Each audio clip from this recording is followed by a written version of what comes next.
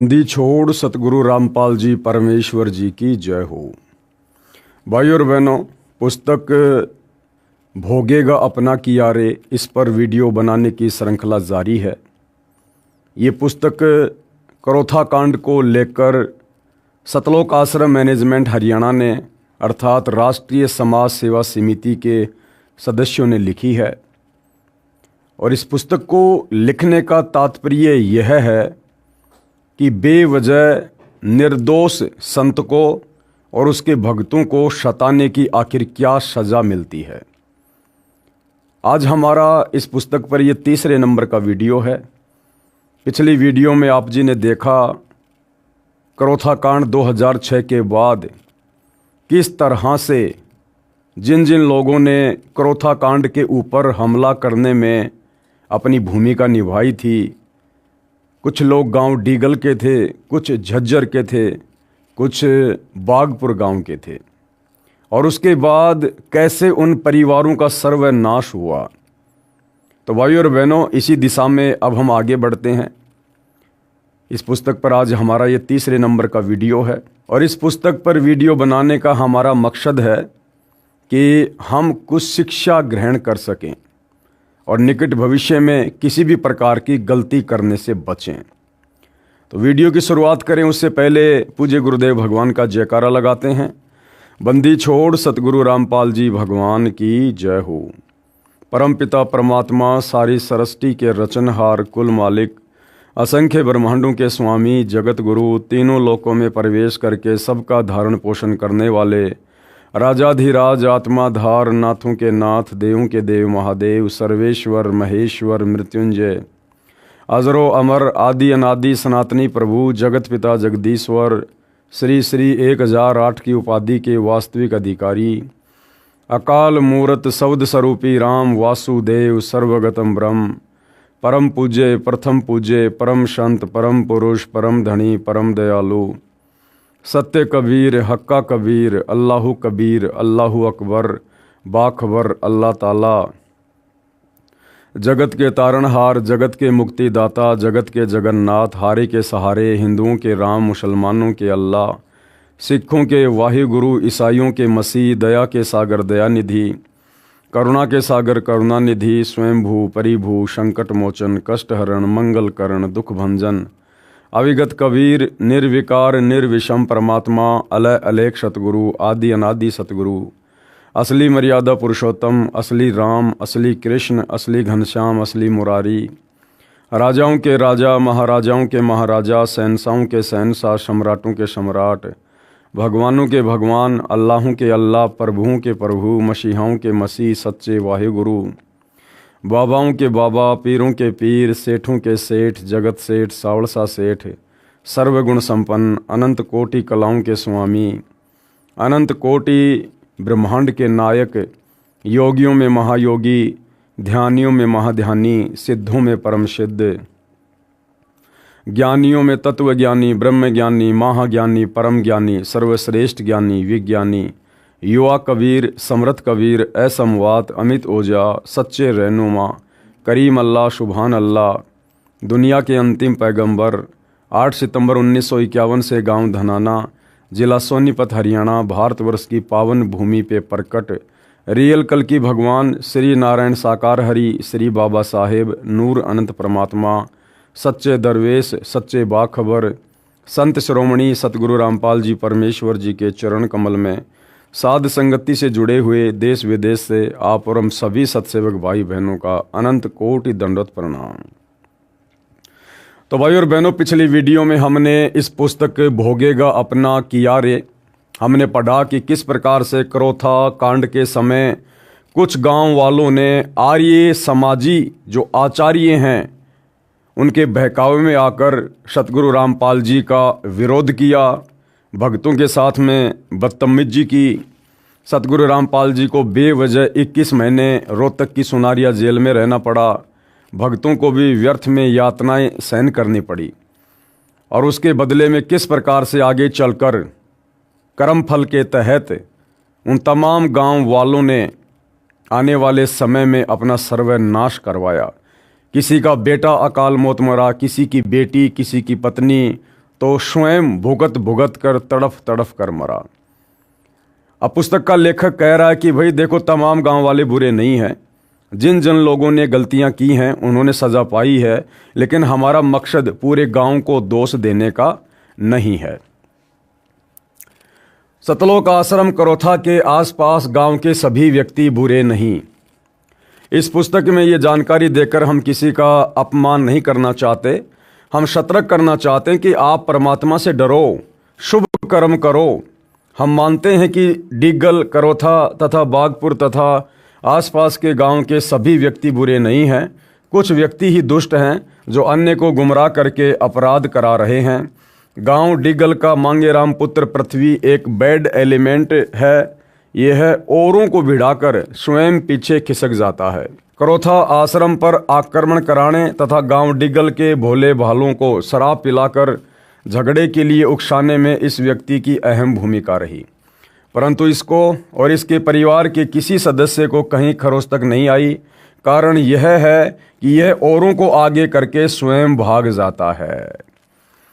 पुस्तक का लेखक क्या कह रहा है कि ये जो मांगेराम नाम का व्यक्ति है ना गांव करोथा का, ये क्या करता है, ये और व्यक्तियों को भिड़ाकर, भ्रमित करके, उकसाकर आगे कर देता है और खुद पीछे खिसक जाता है, जिस कारण से इस व्यक्ति पर अभी तक कोई खरोंच नहीं आई है।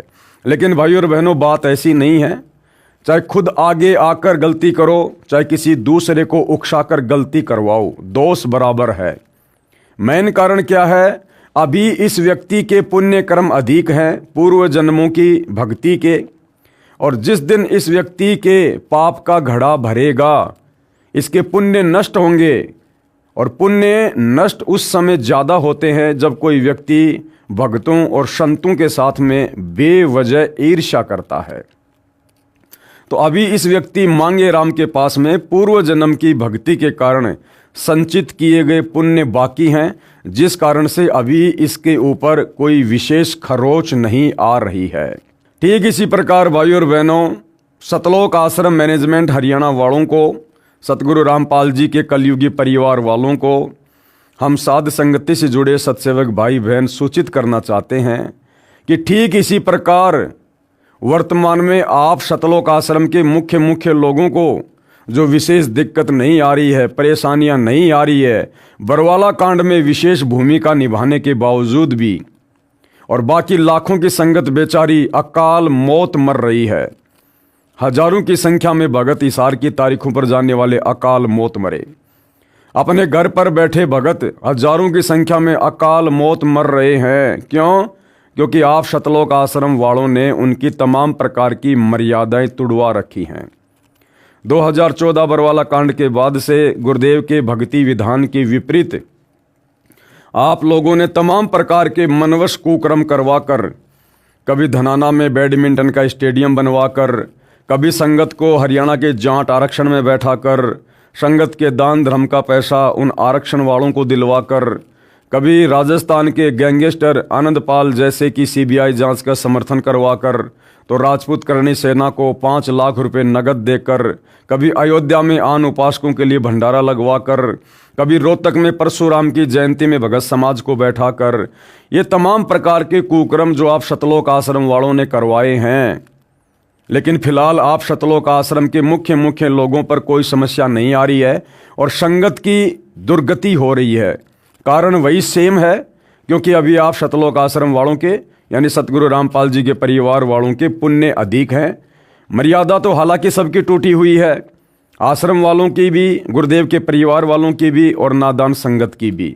लेकिन भाई जिसकी बैटरी चार्ज है, गुरुदेव भगवान कहते हैं वो चाहे कितने खोटे कर्म क्यों ना करो, उसको खरोंच भी नहीं आएगी। जिस प्रकार एक व्यक्ति तो भक्ति करते करते भी दुखी है, समस्याओं का सामना कर रहा है, और एक व्यक्ति ऐसा है जो भक्ति नहीं करता, सारा दिन बकवाद करता है, शराब पीता है, शराब का ठेका खोल रखा है, मांस खाता है और उसकी मौज हो रही है। क्यों? क्योंकि अभी उस व्यक्ति के पुण्य ज़्यादा हैं पूर्व जन्मों के, और जिस दिन उसके पाप कर्म उजागर होंगे, पुण्य समाप्त होंगे, फिर देखना उनकी दुर्गति कैसे होगी। तो सतलोक आश्रम मैनेजमेंट हरियाणा वाले, सतगुरु रामपाल जी के परिवार वाले जो वर्तमान में काल प्रेरणा से आप और हमें बड़े सुखी नज़र आ रहे हैं। सारे उल्टे कर्म करते करते भी ये लोग मौज मस्ती करते हुए नज़र आ रहे हैं। इन्हें लगता है कि हमारा तो बाढ़ भी वाक़ा नहीं हो रहा। लेकिन भाई और बहनों, जिस प्रकार से उस मांगे राम व्यक्ति के साथ में आगे जो बनेगी, जब उसके पाप कर्म उजागर होंगे, पुण्य खत्म होंगे, ठीक उसी प्रकार से आप लोग भी संत के भक्तों की मर्यादा तोड़वाने के दोषी बन चुके हैं। और इस दोष की आगे चल के आप भाई बहन क्या सजा भुगतेंगे, ये परमात्मा का भक्ति विधान ही डिसाइड करेगा। तो क्या कहा जा रहा है, इस व्यक्ति की अहम भूमिका रही, परंतु इसको और इसके परिवार को किसी सदस्य को कहीं खरोच तक नहीं आई। कारण यह है कि यह औरों को आगे करके स्वयं भाग जाता है। प्रत्येक गांव से आश्रम की दूरी लगभग 2 किलोमीटर से अधिक है। डिगल गांव से 4 किलोमीटर दूर है। आप जी को आश्रम के संत तथा भक्तों से क्या परेशानी थी? किसी सिरफिरे व्यक्ति की बातों में आकर आप जी ने जुल्म किया, उसकी हानि उठा रहे हो। विवेक से कार्य करना चाहिए। जिन भाग्यवानों ने संत रामपाल जी महाराज के बताए भक्ति मार्ग को स्वीकार किया, उनको कितना लाभ हुआ, पढ़िए इसी पुस्तक के पेज नंबर 47 पर आगे। अब आगे क्या लिखा जा रहा है, डिग्गल गांव के तथा अन्य सर्व भगत सुखी। गांव डिग्गल में जितने भी आश्रम के भगत हैं, सर्व सुख से बसे हैं। भगत सुरेश दास पाना गांजा गांव डिग्गल का उदाहरण भी प्रत्यक्ष है। यह स्वयं शराब पीता था, नालियों में गिरा रहता था। इसकी धर्मपत्नी यशवंती को दौरे पड़ते थे। सुरेश ने शराब त्याग दी, वह देवता बन गया। बहन यशवंती, पत्नी सुरेश उसी समय से स्वस्थ हो गई। परमात्मा का कमाल देखिए कि भगत सुरेश के दोनों लड़के दिल्ली पुलिस में एक ही समय की भर्ती में नौकरी लग गए। एक पैसा नहीं लगा। गांव वालों ने कहा कि कितने रुपए दिए रिश्वत के? भगत ने कहा, मेरे पास पैसा देने को कहाँ है, हमारे सतगुरु रामपाल जी महाराज की कृपया से परमात्मा कबीर जी ने दया की है। ये बात गांव वालों के गले नहीं उतरी। डिगल गांव के भगत निर्विकार तथा अन्य सर्व भगत सुखी जीवन जी रहे हैं। संत रामपाल जी महाराज को विश्व के उद्धार के लिए परमात्मा ने भेजा है। परमात्मा ने नहीं भेजा, सतगुरु रामपाल जी स्वयं ही परमात्मा है।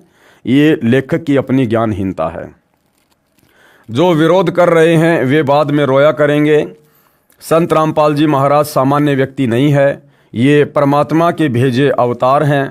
कृपया प्रमाण इसी पुस्तक के पेज नंबर 72 से 124 पर भविष्यवाणियां जो सत्य सिद्ध हो रही हैं। आगे लेखक क्या लिखता है, करोथा गांव में किए का फल मिला। यानी जिस प्रकार से डिग्गल गांव वालों को संत सताने की सजा मिली, भक्तों को सताने की सजा मिली, बागपुर गांव वालों को संत व भगत सताने की सजा मिली, उसी प्रकार करोथा गांव के लोगों को क्या दंड मिला। करोथा गांव के व्यक्ति अधिकतर अपने काम तक सीमित हैं। उनको आर्य समाज के लोगों ने भ्रमित किया। अधिकतर व्यक्ति फिर भी निष्पक्ष रहे। कुछ दुष्ट टाइप के व्यक्ति, शराबी, कबाबी, अपराधी किस्म के व्यक्तियों ने ही दुष्ट आचार्यों का साथ दिया और शतलोक आश्रम करोथा पर आक्रमण करने के लिए आर्य समाजियों के साथ गए, जो पुलिस के साथ मुठभेड़ में घायल हुए। उनको हरियाणा सरकार ने 50-50 हज़ार रुपये इनाम दिया। 12 जुलाई 2006 के करोथा कांड के 2-3 महीनों के पश्चात पप्पू पुत्र सूबे के परिवार के 7 सदस्य दुर्घटना में मरे। उस जीप दुर्घटना में करोथा गांव के 16 व्यक्ति आश्रम के पास मर गए। मरने वालों में 7 तो एक ही परिवार के थे। जो घायल जीवित बचे थे वे रोहतक के PGI-MS अस्पताल में दाखिल करवाए गए। वहां पर एक भगत अपने रिश्तेदार से मिलने गया था। जो घायल हुए थे वे बता रहे थे कि जीप जब आश्रम से आधा किलोमीटर थी, नहर से पार होते ही आश्रम स्पष्ट दिखाई देता है। किसी यात्री ने पूछा कि यह सामने क्या है। उसी समय मरने वाले संत रामपाल जी महाराज को गालियां देने लगे। 20 सेकंड के पश्चात धमाका हुआ। केवल वही व्यक्ति मरे जो बुरी बुरी गालियां संत जी को दे रहे थे। गांव के भक्तों ने बताया कि ये सभी मरने वाले आश्रम की बहन बेटियों को बहुत बुरा कहते थे। संत रामपाल जी महाराज को भी गालियां दिया करते थे। उनकी मुंह कान यानी शोक व्यक्त करने हरियाणा का मुख्यमंत्री भूपेंद्र सिंह हुड्डा गया। इससे स्पष्ट है कि सब आपराधिक कर्म इसी का कराया हुआ है। किसका? भूपेंद्र सिंह हुड्डा का। सतलोक आश्रम वाले कह रहे हैं कि सारे के सारे ये कुकर्म, करोथा कांड, लोगों को उकसाना, आर्य समाजियों के माध्यम से आश्रम पर आक्रमण करवाना, ये सारे कर्म किसने करवाए? उस समय हरियाणा के तत्कालीन मुख्यमंत्री भूपेंद्र सिंह हुड्डा ने। और भाई और बहनों, उसी भूपेंद्र सिंह हुड्डा को इसी सतलोक आश्रम मैनेजमेंट हरियाणा ने, सतगुरु रामपाल जी के परिवार ने 2019 में फिर से हरियाणा का मुख्यमंत्री बनाने के लिए कमर तोड़ मेहनत की।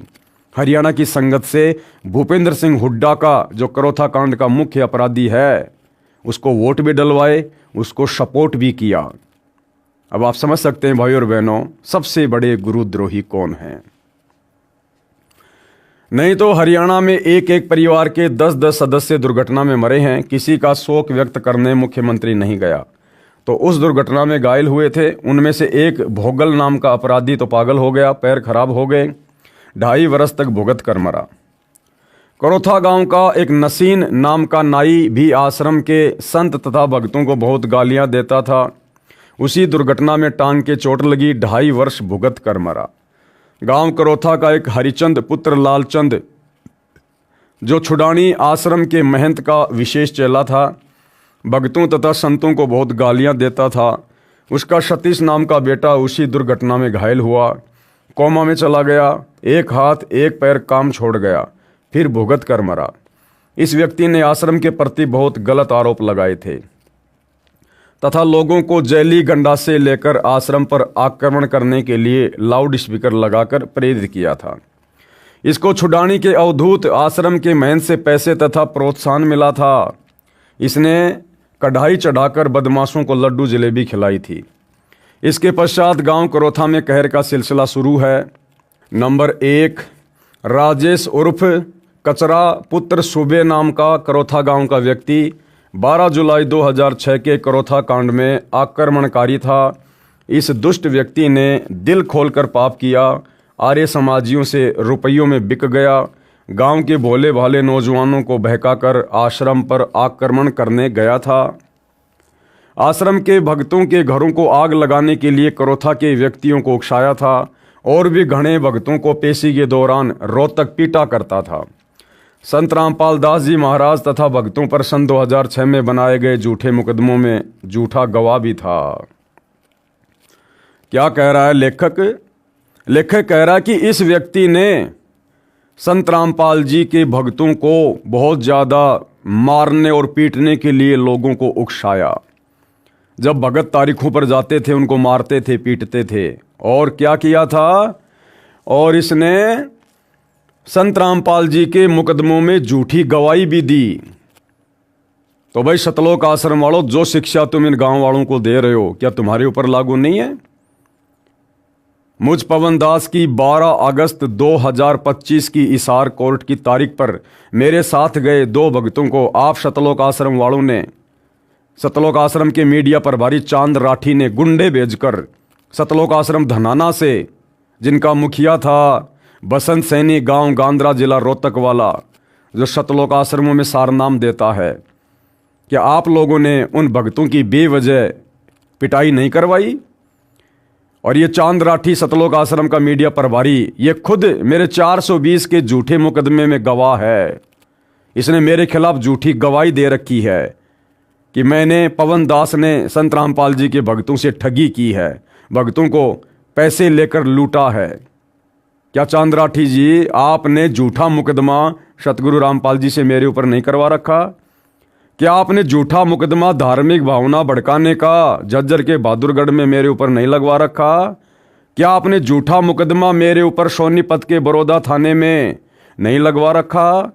तो आने वाले समय में आपको क्या कर्मदंड भोगना पड़ेगा, उस पर भी थोड़ा बैठकर विचार कर लेना। इस अपराधी ने अपने साथ अपने बाप को बेमौत मरवाया। ये सतलोक आश्रम वाले भी बहुत सारे भक्तों को उल्टे कर्म करवाकर बेमौत मरवा रहे हैं और आगे भी मरवाएंगे अगर संगत नहीं संभली तो। तथा स्वयं भी बेमौत मारा गया। इसने किसी की बहन बेटी को बुरा भला कहा था, उसी के प्रतिशोध में कुछ हथियारबंद लोगों ने कचरे के घर पर आकर ही गोली मार दी। इसके पिता की तो वहीं पर मौत हो गई। ये अपराधी 10 दिन तक रोहतक PGIMS में भुगत कर मरा, अपने किए का फल भोगा। सतलोक आश्रम मैनेजमेंट हरियाणा का वर्ल्ड कोऑर्डिनेटर देशराज दिल्ली वाला जो उत्तर प्रदेश का शामली आश्रम संभालता है, क्या उसने मुझ पवन दास को मोबाइल पर गाली नहीं दी थी कि तेरी बेटी को मैं कोठे पर बैठा दूंगा और तेरे मुंह में मूतूंगा मैं अगर हमारे खिलाफ कुछ बोला तो। और सतगुरु रामपाल जी का चाचा का लड़का सुरेश धनाना वाला, सतगुरु रामपाल जी के छोटे भाई महेंद्र का लड़का अमित, क्या इन लोगों ने मुझ पवन दास को जी भरकर माँ बहन की गालियां नहीं दी? क्या आप सतलोक आश्रम के कोऑर्डिनेटर सात संगतियों में बेवजह जा जाकर बेचारे निर्दोष भक्तों की मार पिटाई नहीं करते? पुलिस प्रशासन को बीच में डालकर सात संगतियां नहीं रुकवाते? क्या मुझ पवन दास की आप लोगों ने 3 बार बेवजह पिटाई नहीं की? तो भाई आप लोग भी तैयार रहिए, भोगेगा अपना किया रे, पावेगा अपना किया रे। नंबर 2, करोथा गांव का सोनू पुत्र अशोक अनुसूचित जाति का। यहाँ पर भाई और बहनों लेखक के द्वारा जो शब्द लिखा गया है अनुसूचित जाति का, इसका यहाँ पर कोई औचित्य नहीं बनता है। जिसने करोथा आश्रम पर 12 जुलाई 2006 को आक्रमण किया, पुलिस मुठभेड़ में घायल हुआ, हरियाणा सरकार से 50,000 रुपये इनाम प्राप्त हुआ, वह दोषी बाद में फांसी पर लटक कर मरा, अपने किए पाप का कर्म भोगा। नंबर 3, करोथा गांव का देवेंद्र उर्फ काड़ू पुत्र ईश्वर 12 जुलाई 2006 को आश्रम पर आक्रमण करने गया, पुलिस मुठभेड़ में घायल हुआ, सरकार से 50,000 रुपये इनाम पाया, कर्जे से दुखी होकर घर छोड़कर भाग गया।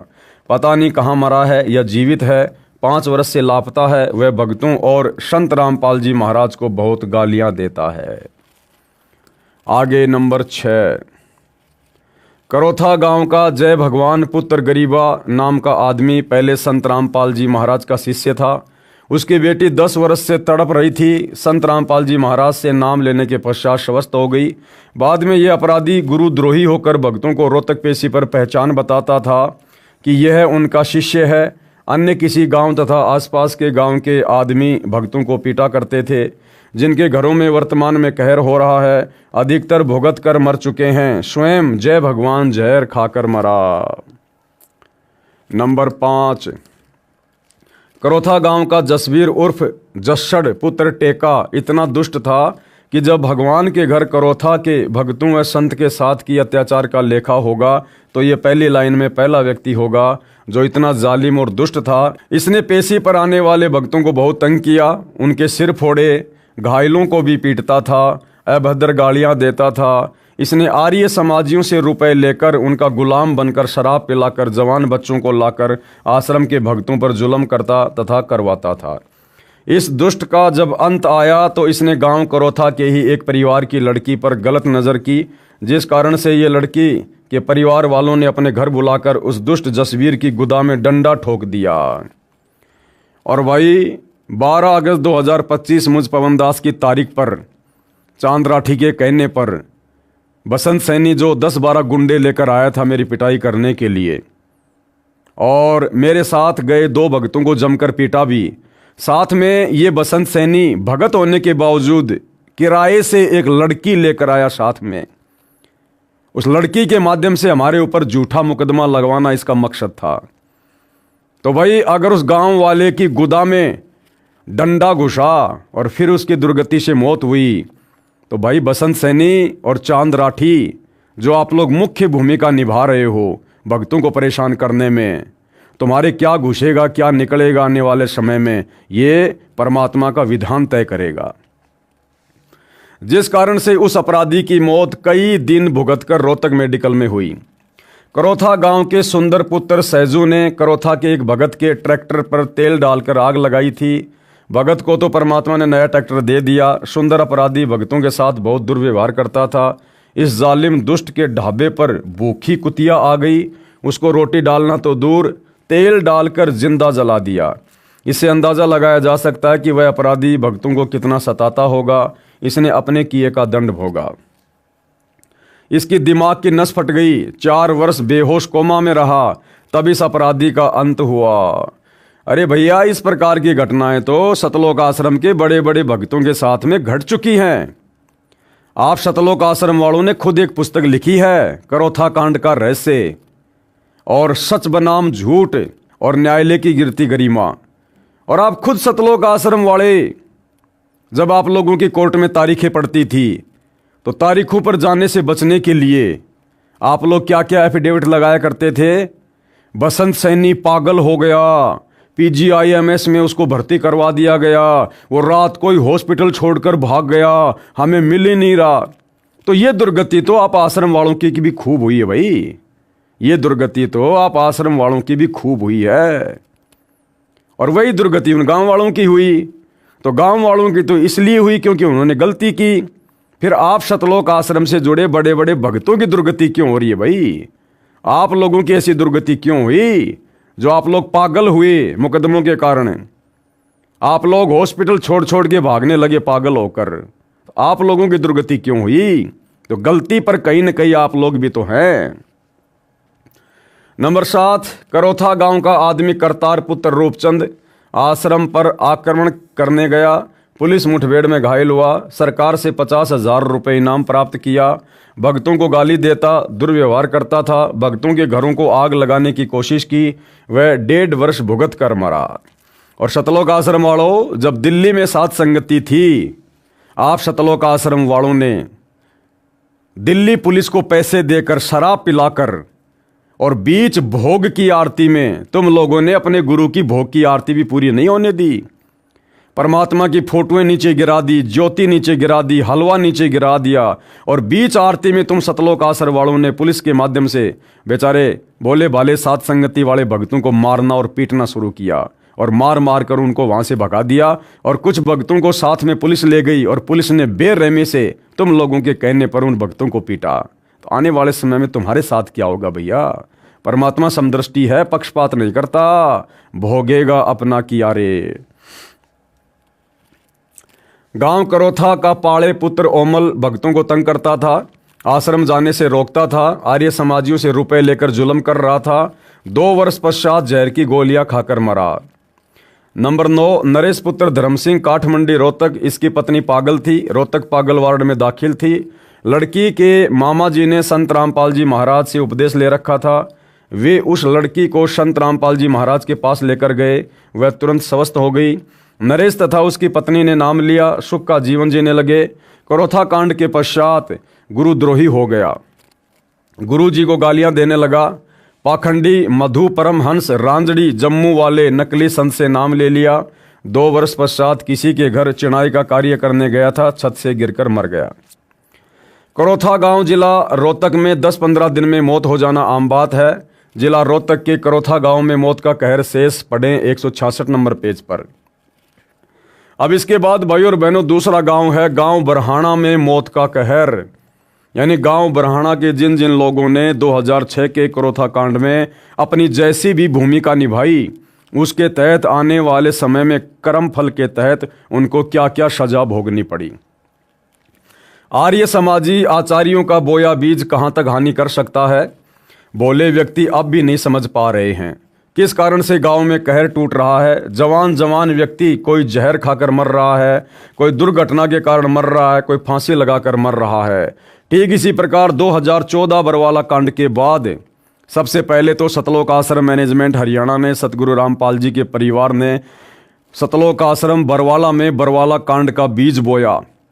और बरवाला कांड के बाद आज वर्तमान 2025 तक लगातार जिस प्रकार से ये लोग संगत से मर्यादा तोड़वा रहे हैं, राजनीतियां कर करके, झूठा समाज से भाईचारा निभा के, और जो बीज इन लोगों ने बो दिया है, और भाई और बहनों किसी से छुपा हुआ नहीं है। आज वर्तमान में सतगुरु रामपाल जी की संगत पर जिस प्रकार से कहर टूट रहे हैं, सार नाम प्राप्त भक्तों की जिस प्रकार दुर्गति से मौतें हो रही हैं, ये किसी से छुपा हुआ नहीं है। तो आम संगत से भी हम प्रार्थना करते हैं कि भैया कर्म फल तो भोगना पड़ेगा, चाहे गलत काम करो, चाहे गलत काम करने वाले का साथ दो।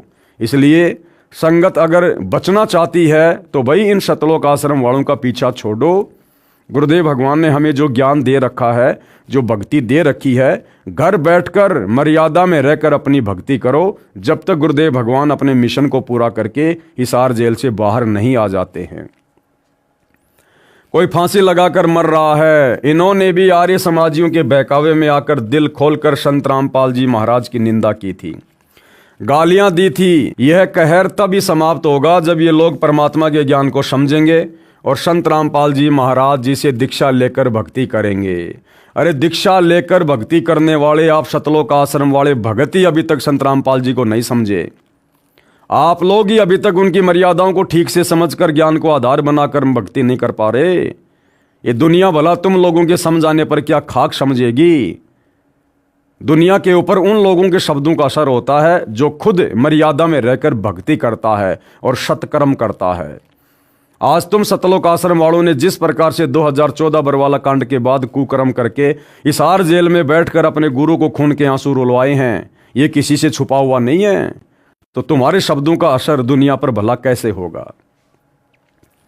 सतगुरु रामपाल जी से दीक्षा लेकर भक्ति करेंगे, जिस कारण से इस जीवन में सुखी होंगे और अगले जीवन में भी सुखी या अच्छी भक्ति करके पूर्ण मोक्ष प्राप्त करेंगे। गांव बरहाना, जिला झज्जर, हरियाणा में मौत के कहर के शिकार हुए नौजवानों की सूची पढ़ें इसी पुस्तक के पेज नंबर 165 पर आगे। विशेष यही दशा करोथा आश्रम के आसपास के अन्य गांव की है। यहाँ पुस्तक विस्तार के कारण नहीं लिख रहे हैं। उस क्षेत्र को किसने क्या दिया, इन दुखदायी घटनाओं को याद करके हमारी आत्मा रो रही है, क्योंकि ये भी इंसान थे, परंतु दुष्ट व्यक्तियों ने अपने स्वार्थ के कारण ये हाल करा दिया। यदि सत्य को जान लेते तो पाप से बच जाते और ये दिन ना देखने पड़ते। इन आर्य समाजी आचार्यों ने क्या दिया इन गांवों को, जो आप पढ़ चुके हैं, और संत रामपाल जी महाराज ने क्या दिया इन गांवों को। संत रामपाल जी महाराज के ज्ञान को सुनकर भक्तों ने सर्व बुराई त्याग दी, स्वच्छ जीवन जी रहे हैं। प्रत्येक गांव में प्रमाण है, इसलिए हम बार बार निवेदन करते हैं कि आप सत्य असत्य को स्वयं जानें और भक्ति करके मनुष्य जीवन सफल करें। आर्य समाजियों ने शराब पिलाकर अपराध कराए और मासूम लोग मरवाए। तुम सतलोक आश्रम वालों ने भी दिल्ली पुलिस वालों को शराब पिलाकर पैसे देकर साथ संगति में कितने भक्तों की पिटाई करवाई भाई, बताइए। तो कर्म तो आप भी वैसे ही कर रहे हो, और जैसी सजा उन लोगों ने पाई, भाई समय आने पर परमात्मा के दरबार में सजा आप भी पाओगे। आर्य समाजियों ने शराब पिलाकर अपराध कराए और मासूम लोग मरवाए। मृत्यु तो भक्तों की भी होगी, परंतु इस मृत्यु में और जो व्यक्ति पाप कर्म कर रहे हैं उस मृत्यु में बहुत अंतर है। भक्तों ने मनुष्य जीवन का उद्देश्य पूरा किया, मृत्यु के समय परमात्मा के विमान में बैठकर जाएंगे, मोक्ष प्राप्त करेंगे। जो पाप कर्म करके जीवन व्यर्थ करके मरे या मरेंगे, उनको यम के दूत अपराधी की तरह बांध कर ले जाएंगे। कबीर परमेश्वर ने कहा है, कबीर आए हैं सो जाएंगे, राजा रंक फकीर, एक विमान में चढ़ चले एक बंध्या जात जंजीर। आश्रम से चोरी करने वाले पुलिस वालों का सर्वनाश। यानी करोथा कांड के बाद में करोथा आश्रम से कुछ पुलिस वालों ने लेखक के अनुसार चोरियां की है। उन चोरी करने वाले पुलिस कर्मियों का आगे चलकर क्या हाल हुआ है लेखक बयां कर रहा है। सतलोक आश्रम करोथा को सरकार ने अपने कब्जे में लेकर सुरक्षा के लिए पुलिस छोड़ दी। एक रणधीर नाम का पुलिस वाला गांव हथवाला, जिला जिंद का रहने वाला डीएसपी का गनमैन था। डीएसपी आश्रम के सर्वे एसी तथा अन्य कीमती सामान ले गया। उस कार्य में रणधीर ने पूरा सहयोग दिया था तथा रणधीर स्वयं एक ट्रक लोहे के सामान का भरकर ले गया। उसका एक मित्र पुलिस वाला था जिसके परिवार ने संत रामपाल जी महाराज से उपदेश ले रखा था। रणधीर गनमैन ने अपने मित्र से एक दिन के लिए ट्रैक्टर मांगा। कारण बताया कि आश्रम से माल ले जाऊंगा। उसने अपने पुत्र से कहा कि तेरे अंकल को ट्रैक्टर दे देना। लड़का संत रामपाल जी महाराज का शिष्य था। जब उस भगत बच्चे को पता चला तो कहा कि आप हमारे पिता के मित्र हैं, हम आपकी सर्व मदद कर सकते हैं, परंतु इस महापाप में सहयोग नहीं दे सकते। और अंकल कान खोलकर सुन ले, तुम उस आश्रम से एक पेचकस भी मत ले जाना, नहीं तो सर्वनाश को प्राप्त हो जाओगे। परंतु उसको काल उठा रहा था। उसने किराए पर ट्रक लिया, एक ट्रक सामान आश्रम से चोरी करके ले गया। उसने करोथा आश्रम से एक ट्रक सामान के भरकर बेचकर रुपए लिए। 6 महीने पश्चात वह अपराधी पुलिस वाला रणधीर जहर की गोली खाकर मौत को प्राप्त हुआ तथा डीएसपी का इकलौता पुत्र विष खाकर मर गया। उसकी लड़की का पति मर गया, दूसरी जगह विवाह किया, फिर वह लड़की मर गई। स्वयं शुगर का मरीज है, पैर का अंगूठा तथा उंगली गलकर कट गई। गरीबदास जी ने अपनी अमृतवाणी में कहा है कि परमात्मा उन दुष्ट लोगों को चुन चुन कर मारता है जो भक्तों तथा संतों को दुखी करते हैं। अन्य और भी बहुत सारे प्रमाण हैं, यहाँ पुस्तक विस्तार को देखते हुए नहीं लिख रहे, समझदार को संकेत पर्याप्त है। भाई करोथा कांड के समय तो करोथा गांव के आसपास के लोगों ने, पुलिस वालों ने संत रामपाल जी को जो दुखी किया उसका कारण अलग था, क्योंकि उन लोगों ने आश्रम से चोरी करी, झूठे मुकदमे लगाए, संत जी के खिलाफ झूठी गवाही दी, लोगों को उकसाया। तो उन लोगों ने तो इस प्रकार से संत रामपाल जी को दुखी किया, तंग किया, परेशान किया, और आने वाले समय में उन्होंने सजा भी पाई। अब 2014 बरवाला कांड में सबसे बड़ी भूमिका सतलोक आश्रम मैनेजमेंट हरियाणा की। भक्तों को काले कपड़े पहनाकर कमांडो बना दिया, संत रामपाल जी के झूठे आदेशों की आड़ में पुलिस वालों से लड़ने मरने के लिए खड़ा कर दिया। और 2014 बरवाला कांड के बाद से संत रामपाल जी की तमाम मर्यादाओं को तुड़वाते हुए आज संगत को संत रामपाल जी से कोसों दूर कर दिया है। भले लोग आश्रमों में जा रहे हैं, आ रहे हैं, अपने आप को भगत समझ रहे हैं, परंतु मर्यादाओं में नहीं है। संत जी का कोई आशीर्वाद उनके ऊपर नहीं है। और आज आए दिन सैकड़ों की संख्या में संगत अकाल मौत मर रही है, एक्सीडेंट में, जहर खाकर, फांसी खाकर।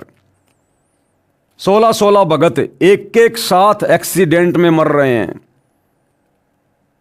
इसार तारीख पर जाते समय महाराष्ट्र के लातूर के भगत 2 मिनी बसों में सवार होकर आ रहे थे। राजस्थान के नागौर में सुबह रोड पर एक सांड सामने आ जाने से दोनों बसें एक्सीडेंट हुई और 13 भक्तों की, जो इसार की तारीख पर संत रामपाल जी के दर्शनों के लिए जा रहे थे, उनकी ऑन द स्पॉट अकाल मौत हुई, दर्दनाक मौत। कोई ट्रेन के नीचे आकर कट रहा है। एक नेपाल की बिंदिया इसार में संत रामपाल जी के दर्शनों के लिए आई, इसार के मटका चौक पर उसको फांसी लगा दी गई। कितने भगत हैं जो रास्ते में आते जाते समय अपनी गाड़ियों से एक्सीडेंट हो रहे हैं। कितनी माता बहनें हैं आते जाते समय अपने घर नहीं पहुंच पा रही। तो भाई इन तमाम कुकर्मों के लिए जिम्मेदार कौन है? इन तमाम कुकर्मों के लिए जिम्मेदार सतलोक आश्रम मैनेजमेंट हरियाणा है। और वर्तमान में इसार जेल से जो विशेष संदेश आ रहे हैं, सतगुरु रामपाल जी इन आश्रम वालों के कुकर्मों को देख देख कर रो रो कर संदेश दे रहे हैं, रो रो कर कि नालायको, तुम तो जगत वालों से भी गए गुजरे हो गए, जगत वालों से भी। और गला रुंध जाता है सतगुरु रामपाल जी का जिस समय वो संदेश देते हैं कि मुझे इतने वर्ष हो गए तुम्हारे को समझाते हुए, तुम्हें किस दिन अकल आएगी। तुम्हें जरा सा सुख होता है और तुम पक्के एजेंट काल के बन जाते हो। उसके बावजूद भी आश्रम वाले कुकर्म करने से बाज नहीं आ रहे। तो भाई और बहनों, अभी भक्तों की बैटरी थोड़ी चार्ज है, लेकिन परमात्मा से पंगा बहुत महंगा पड़ता है। आने वाले समय में भोगेगा अपना किया रे। अब आगे गुरुदेव भगवान क्या कह रहे हैं। श्री कृष्ण जी मथुरा त्याग कर द्वारिका में बसे। क्यों बसे? मथुरा के आसपास के लोगों से दुखी होकर, परेशान होकर अंत में श्री कृष्ण जी ने मथुरा छोड़ दिया और द्वारिका जाकर बसे। तो लेखक कहना चाहता है कि इसी प्रकार करोथा गांव के आसपास के लोगों से दुखी होकर सतगुरु रामपाल जी को भी रोहतक में अलग थलग रहना पड़ा, सुनारिया जेल में। और पीछे से गांव वालों ने फिर जैसा किया था उसका कर्म फल भी भोगा। श्री कृष्ण जी मथुरा त्याग कर द्वारिका में बसे। श्री कृष्ण जी का जन्म मथुरा के राजा कंस की जेल में हुआ। जन्म से ही दुश्मनों की लाइन लग गई थी। मामा कंस, चाणूर, शिशुपाल, जरासिंध, काल्यवन आदि ने श्री कृष्ण जी के साथ अनेकों जुल्म किए, जिस कारण से महात्मा कृष्ण जी और नरसंहार न हो, इस उद्देश्य से मथुरा त्याग कर रातों रात अपने सर्व परिवार तथा सेना लेकर मथुरा से लगभग 1500 किलोमीटर दूर द्वारिका में बसे।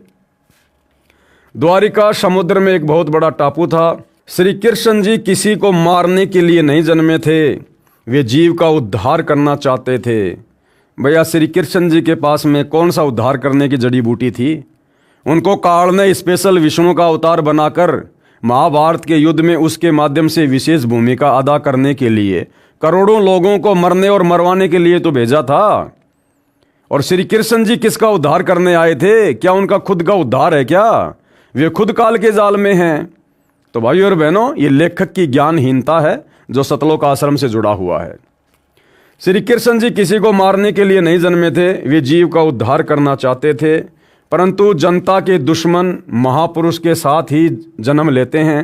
वे दुष्ट व्यक्ति महापुरुष के साथ झगड़ा कर अपने कर्म खराब करते हैं, अपना इतिहास खराब करते हैं, जिसके परिणाम स्वरूप भविष्य में निंदा के पात्र बनते हैं तथा घोर पाप के भागी बनते हैं। ठीक है भाई, लेखक के अनुसार किसी महापुरुष के साथ में दुष्ट व्यक्तियों का भी जन्म होता है और वे दुष्ट व्यक्ति आगे चलकर अपने कर्म बिगाड़ते हैं, फिर महापाप के भागी बनते हैं। तो ठीक है भाई, करोथा कांड 2006 में तो गांव के आसपास के लोग उन्होंने सतगुरु रामपाल जी जैसे महापुरुष के साथ में दुर्व्यवहार किया, उनको परेशान किया, तंग किया, आश्रम को तहस नहस किया। संत जी को 21 महीने रोहतक की सोनारिया जेल में कष्ट उठाने पड़े और आगे चलकर उन लोगों ने फिर अपना कर्मफल भी भोगा। लेकिन भाई 2014 बरवाला कांड, जरा उस पर भी एक नज़र डाल लो। अरे 2014 के बरवाला कांड में भाई ना तो डिग्गल गांव के लोगों की कोई भूमिका, ना बागपुर वालों की, ना करोथा वालों की, ना झज्जर वालों की, ना आर्य समाजियों की, ना उनके आचार्यों की, ना किसी धर्मगुरु के, ना किसी राजनेता की। 2014 करोथा कांड में तो सीधी सीधी भूमिका सतगुरु रामपाल जी के परिवार की और आश्रम में रहने वाले परमानेंट सेवादारों की, बड़े बड़े भक्तों की। तो भैया आने वाले समय में आप लोगों के साथ में फिर क्या होगा? क्या आप उन दुष्ट लोगों की श्रेणी में नहीं है जिन्होंने महापुरुष के साथ साथ में जन्म लिया है? और यह बात भाई और बहनों दास आपको बहुत बार क्लियर कर चुका है कि ये काल, ये भी कोई छोटी मोटी शक्ति नहीं है। ये परमात्मा के आसपास ही अपने दूतों को पैदा करता है, जन्म देता है, चाहे उस कुल में, उस परिवार में उनके भाई के रूप में, चाहे बेटा बेटी के रूप में, चाहे रिश्तेदारों के रूप में। जब परमात्मा ने 650 साल पहले अपने मार्ग को चलाया तो काल ने कमाल नाम के लड़के को भेज दिया और वही कमाल आगे चलकर गुरुद्रोही हुआ, जिसको सतगुरु ने अपने बच्चे की तरह पाला पोसा, अपने साथ में रखा। फिर परमात्मा कबीर जी ने धर्मदास जी के माध्यम से अपने मार्ग को आगे बढ़ाने की सोची तो काल ने पहले ही धर्मदास के परिवार में उसके पुत्र नारायण दास के रूप में अपना मृत्युअंधा नाम का दूत भेज दिया था। इसी प्रकार भाई और बहनों, जब गरीबदास जी आए तो भी विशेष तौर पर लोगों ने उनकी बातों को स्वीकार नहीं किया। नानक जी के दोनों बेटे अंत में उनके दुश्मन हो गए, अलग से उन्होंने अपना पंथ शुरू कर दिया। और जब 8 सितंबर 1951 को पुणे सतगुरु रामपाल जी धरती पर आए तो साथ साथ काल ने उनके भाई के रूप में अपना दूत भेज दिया, उनके दोनों बेटों के रूप में आगे चलकर अपने दूत भेज दिए, उनके रिश्तेदारों के रूप में अपने दूत भेज दिए। और बरवाला कांड 2014 में इन्हीं लोगों की मुख्य भूमिका रही है भक्तों से अपने भगवान को दूर करवाने की। और वो निरंतर कोशिश आज भी जारी है। 2025 तक सतगुरु रामपाल जी के भक्ति विधान में गंदगी फैलाकर, मर्यादा तुड़वाकर भक्तों को भगवान से कोसों दूर करवाने की। तो भाई आने वाले समय में भोगेगा अपना किया रे। श्री कृष्ण भगवान के मथुरा से चले जाने के पश्चात वहाँ के जालिम लोगों ने अपनी विजय मानी तथा लड्डू बांटे थे। आज इतिहास गवाह है कि श्री कृष्ण तो पूजे हुए तथा विरोधियों का नाम कितनी नफरत से लिया जाता है। ठीक ये इतिहास करोथा कांड करके कुछ दुष्ट लोगों ने दोहरा दिया। कलयुग में इन दुष्ट व्यक्तियों के नाम कंस रावण की श्रेणी में आएंगे, जिन्होंने संत रामपाल जी महाराज के साथ जुल्म करके करोथा आश्रम खाली करवा कर मिठाई बांटी थी। और वही बरवाला कांड करवाने में जिन जिन लोगों की भूमिका रही है, फिर उनका नाम कौन सी लिस्ट में आएगा आने वाले समय में? कंस वाली में या रावण वाली में? हरियाणा के मुख्यमंत्री भूपेंद्र सिंह हुड्डा का भी काला इतिहास बनेगा। अगर हरियाणा के मुख्यमंत्री भूपेंद्र सिंह हुड्डा का काला इतिहास बनेगा तो उसी भूपेंद्र सिंह हुड्डा को 2019 में सतगुरु रामपाल जी के परिवार ने, सतलोक आश्रम के मुख्य भक्तों ने 2019 के चुनाव में जो भूपेंद्र सिंह हुड्डा का समर्थन किया, उसको वोट डलवाए। भैया साथ में उनका भी काला इतिहास लिखा जाएगा कि सतगुरु रामपाल जी के दोषी भूपेंद्र सिंह हुड्डा को सतगुरु रामपाल जी के परिवार के किन किन सदस्यों ने और किन किन भक्तों ने समर्थन किया। क्योंकि भगवान के दुश्मन का समर्थन करने वाला कौन? काल का दूत। तो आने वाले समय में सतगुरु रामपाल जी के परिवार का नाम भी इसी लिस्ट में होगा जिस लिस्ट में भूपेंद्र सिंह हुड्डा का होगा। लेखक के अनुसार भूपेंद्र नाम से हुई घृणा, इसी तरह आने वाले समय में सतगुरु रामपाल जी के परिवार से भी लोगों को घृणा हो जाएगी। फिलहाल संगत की आंखें बंद हैं, लेकिन हमेशा नहीं रहेगी, कभी न कभी तो ज्ञान का प्रकाश होगा। और जिस दिन वो तत्व ज्ञान अंगड़ाई लेगा, यही संगत जो आज तुम्हारे झूठे आदेशों पर, झूठे पीले पर्चों पर एआई से बनाई गई सतगुरु रामपाल जी के नकली ऑडियो वीडियो पर विश्वास करके अंधी होकर तुम्हारे पीछे चल रही है, सारे कुकर्म कर रही है, अपनी मर्यादा तोड़वा रही है, साथ में जेल में बैठे अपने गुरु को दुखी कर रही है। आने वाले समय में जब इस संगत की बुद्धि ऑन होगी, सच्चाई का पता चलेगा, तो भैया तुम्हारे साथ में क्या होगा सतलोक आश्रम वालों। भूपेंद्र नाम से हुई घृणा। एक 12 वर्षीय लड़के ने 15 अगस्त 2013 को संत रामपाल जी महाराज से कहा कि गुरुदेव जी मेरा नाम बदल दो। संत जी ने पूछा कि वर्तमान में क्या नाम है। लड़के ने कहा भूपेंद्र। मैं इस कलंकित नाम को रखना नहीं चाहता जिस नाम के व्यक्ति ने कंस से भी बढ़कर अत्याचार किया। ये कहकर बच्चे की आंखों में आंसू आ गए, क्योंकि 10 जुलाई 2006 को वह सत्संग सुनने के लिए अपनी माता तथा पिताजी के साथ करोता आश्रम में जा रहा था। डेगल गांव के कुछ दुष्ट लोगों ने उन तीनों को बुरी तरह से पीटा, बच्चे को छीनकर जमीन पर पटक दिया। वहीं पर पुलिस भी बहुत संख्या में खड़ी थी। जब पुलिस वालों से उसके पिता ने शिकायत की तो पुलिस वाले हंसने लगे। एक नेक पुलिस वाले ने कहा कि भगत वापस चला जा, ये सारा जुल्म मुख्यमंत्री भूपेंद्र करा रहा है, नहीं तो इनकी क्या मजाल ये मुट्ठी भर लोग उधमस उतार दें। जुल्म कर रहे हैं, हमारी आत्मा भी रो रही है।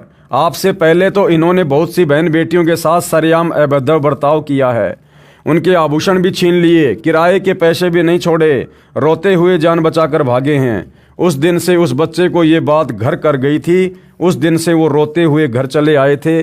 संत जी के जेल से आने के पश्चात ही मिल पाए थे। संत रामपाल जी महाराज ने कहा बेटा नाम बुरा नहीं होता, काम बुरा होता है। अपराधी से नफरत नहीं करनी चाहिए, अपराध से नफरत करनी चाहिए। जो जैसा करेगा उसका फल परमात्मा अवश्य देगा। अपना किया भोगना पड़ता है। ऐसे अत्याचार की कथा सुनकर कलेजा मुंह को आता है। क्या भूपेंद्र सिंह हुड्डा तथा ऐसे जालिम व्यक्ति सुखी रह सकेंगे? कभी नहीं। भगवान के घर देर है अंधेर नहीं। तो सतलोक आश्रम वाले क्या लिख रहे हैं भाइयों और बहनों कि सतगुरु रामपाल जी ने उस बच्चे से किया कि बेटा अपराधी से नफरत मत करो, अपराध से नफरत करो और किसी के साथ लड़ाई झगड़ा नहीं करना। समय आने पर अपना किया अवश्य भोगेंगे।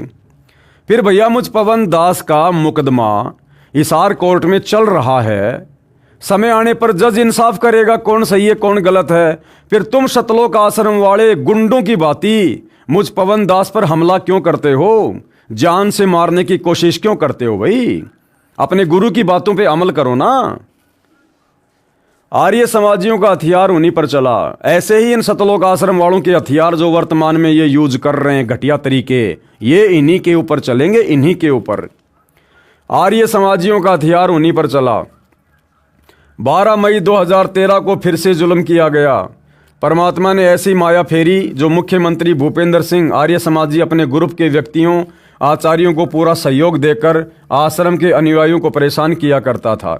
उसी का सुदर्शन चक्कर उसी पर चल गया।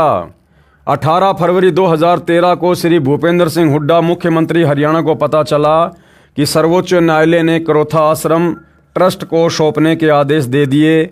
उसके पश्चात अपने साजंदों आचार्यों को फिर से तैयार किया। गौशाला घड़ोली जिला जिंद के नाम 2.5 करोड़ रुपए की ग्रांट दी। उस ग्रांट को देने का उद्देश्य था कि किराए पर बदमाश लाए जाएं, क्योंकि आसपास के व्यक्ति समझ गए थे कि संत रामपाल जी महाराज व उनके भगत बुरे नहीं हैं, इसलिए इनको आसपास की जनता का सहयोग नहीं मिल रहा था। अपने षड्यंत्र के अनुसार 12 मई 2013 को करोथा आश्रम पर आक्रमण करने की योजना बनाई। 7 अप्रैल 2013 को आश्रम ट्रस्ट को मिला। 9 अप्रैल 2013 को आर्य समाजियों ने आक्रमण कर दिया। स्थानीय जनता ने उनका कोई सहयोग उस पाप में नहीं दिया। उस दिन अगली योजना बनाकर आने का कहकर चले गए, जिस कारण से बदमाशों को किराए पर लाए। 12 मई 2013 को करोथा आश्रम में उपस्थित भक्तों को मारने के लिए करोथा गांव में इकट्ठे हुए बदमाश भी उनके साथ थे। दूसरी ओर आश्रम करोथा के ट्रस्टी ने माननीय हाईकोर्ट चंडीगढ़ में सुरक्षा की अर्जी लगाई। समय की आवश्यकता को समझकर न्यायालय ने आश्रम की सुरक्षा के सख्त आदेश दिए, जिस कारण से करोथा आश्रम के चारों ओर पुलिस तैनात कर दी गई। पहले 12 जुलाई 2006 तथा 9 अप्रैल 2013 के आक्रमणों में स्थानीय पुलिस आर्य समाज के व्यक्तियों की खुलकर मदद करती रही थी, परंतु 12 मई 2013 को पुलिस बल बाहर से आया था। स्थानीय पुलिस अधिकारियों ने आर्य समाजियों को कह रखा था कि आप पहले पुलिस पर आक्रमण करना, पुलिस भाग जाएगी, परंतु कोर्ट के आदेश 10 मई 2013 को हुए थे, जिस कारण से उन उपद्रवियों को पता नहीं चला कि अब पुलिस भाग नहीं सकती, जिस कारण से अपनी पूर्व योजना अनुसार गांव करोथा के बस स्टैंड के पास रोहतक झज्जर रोड पर आश्रम से लगभग 1.5 किलोमीटर दूर स्कूल में आक्रमणकारियों को रोकने के लिए तैनात पुलिस पर आक्रमण कर दिया। पुलिस ने भी जवाब में कार्रवाई की, जिसमें एक करोथा गांव की औरत प्रोमिला सहित 3 उपद्रवियों की जाने गई। बहुत सारे घायल हुए, पुलिस वाले भी बहुत संख्या में घायल हुए। कमाल की बात है कि जैसे झूठे मुकदमे जुलाई 2006 में संत रामपाल जी महाराज व भक्तों पर बनाए थे, उसी तर्ज पर 12 मई 2013 को भी प्रोमिला नाम की औरत की हत्या का झूठा मुकदमा संत रामपाल जी महाराज तथा भक्तों पर बना दिया। जबकि सारा भारत टीवी पर देख रहा था, लाइव देख रहा था कि एक प्रोमिला नाम की औरत जो करोथा गांव की है, उस समय 3 की मौत पुलिस मुठभेड़ में हुई। वीडियो में वह प्रोमिला लाठी लेकर पुलिस से लड़ रही है, वह करोथा आश्रम से 1.5 किलोमीटर दूर मरी थी। जबकि संत रामपाल जी महाराज सतलोक आश्रम बरवाड़ा में 10, 11, 12 मई 2013 का पूर्व निर्धारित सत्संग कर रहे थे।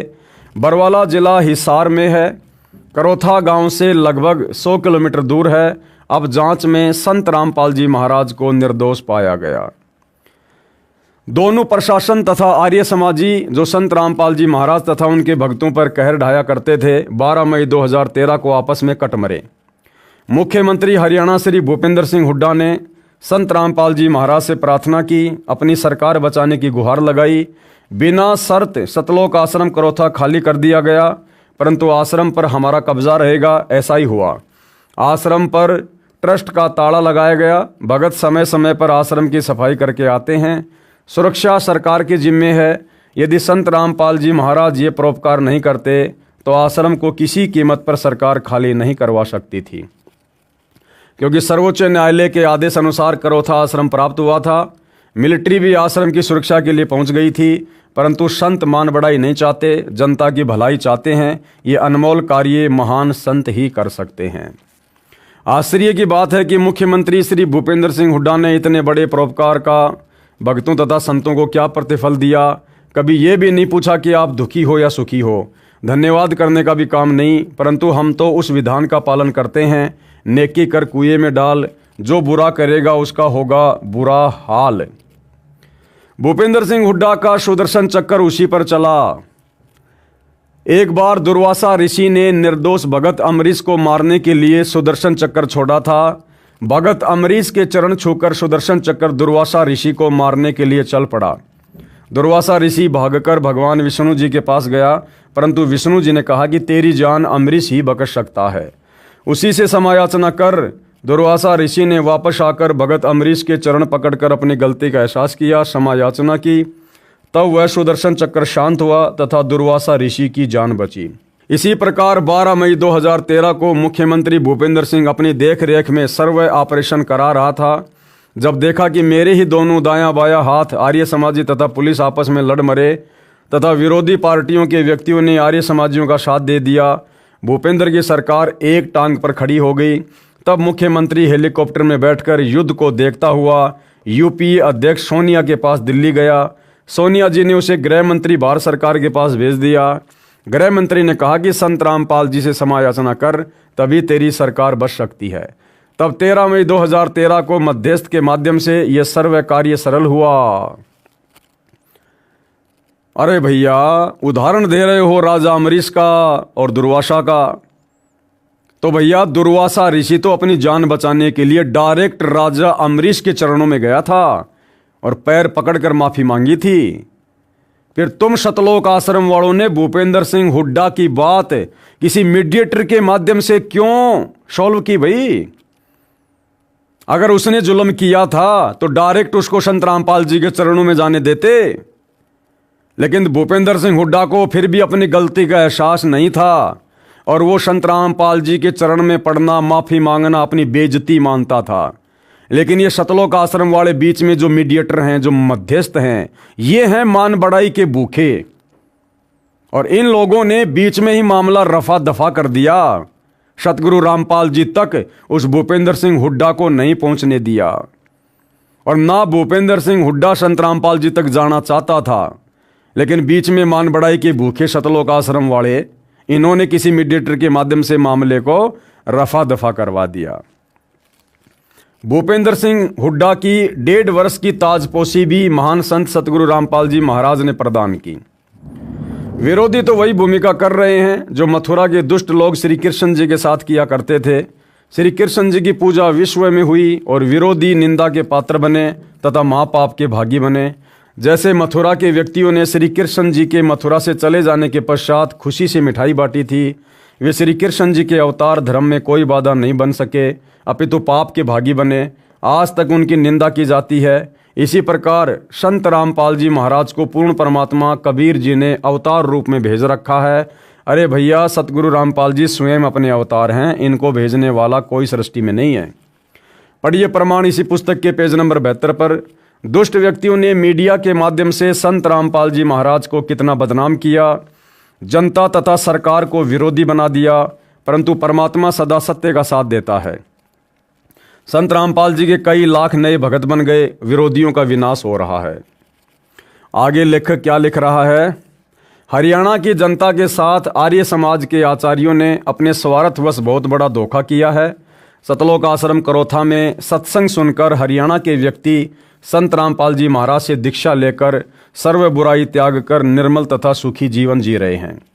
झूठी अफवाहें फैलाकर संत जी को बदनाम करके हरियाणा की जनता में घृणा का विष घोल दिया। झूठी अफवाहें फैलाकर, और बरवाला कांड 2014 में तमाम प्रकार की झूठी अफवाहें किसने फैलाई भाई? खुद सतलोक आश्रम के भक्तों ने, संत रामपाल जी के भाई ने, संत रामपाल जी के परिवार ने, सतलोक आश्रम मैनेजमेंट ने। और क्या क्या झूठी अफवाह फैलाई कि संत रामपाल जी भयंकर रूप से बीमार हैं, उनसे उठा भी नहीं जाता है, संत रामपाल जी को हार्ट की प्रॉब्लम है, संत रामपाल जी ढंग से देख भी नहीं सकते। और संत रामपाल जी के छोटे भाई महेंद्र ने तो यहां तक झूठी अफवाह फैलाई मीडिया के सामने, जो वीडियो अभी आपको दिखाएंगे, कि संत रामपाल जी तो आश्रम में ही नहीं है, जबकि पुलिस प्रशासन ने धारा 144 5 दिन पहले लगा दी। चिड़ी का बच्चा आश्रम से बाहर नहीं जा सकता। और संत रामपाल जी का छोटा भाई पूरे विश्व के सामने मीडिया के माध्यम से झूठ बोल रहा है, अफवाह फैला रहा है कि हमने परसों ही संत रामपाल जी को बाहर हॉस्पिटल में शिफ्ट कर दिया। अरे भैया, जमीन के अंदर ही अंदर से लेकर गए थे क्या, या आसमान से उड़ाकर लेकर गए थे? 5 दिन से तो धारा 144 लगी हुई थी, किसको मूर्ख बना रहे हो? तो ये तमाम प्रकार की झूठी अफवाहें खुद सतलोक आश्रम वालों ने फैलाई और पुलिस प्रशासन को आश्रम पर आक्रमण करने के लिए भड़काया। अब भाई, सतगुरु रामपाल जी का भाई अगर इस प्रकार का बेबुनियादी बयान देगा कि संत रामपाल जी आश्रम में नहीं है, तो पुलिस प्रशासन और क्या करेगा कि भाई फिर गए कहां संत रामपाल जी, कौन से रास्ते से गए? तो खुद पुलिस वालों को संत रामपाल जी के परिवार ने आश्रम पर आक्रमण करने के लिए उकसाया। ये देखिएगा छोटा सा वीडियो संत रामपाल जी के भाई महेंद्र का। और फिर पूरी दुनिया ने देखा, 2 दिन बाद में सतगुरु रामपाल जी उसी आश्रम से पुलिस वालों के साथ उनकी गाड़ी में बैठकर पंचकुला गए मोहाली मेडिकल करवाने के लिए। देखिएगा।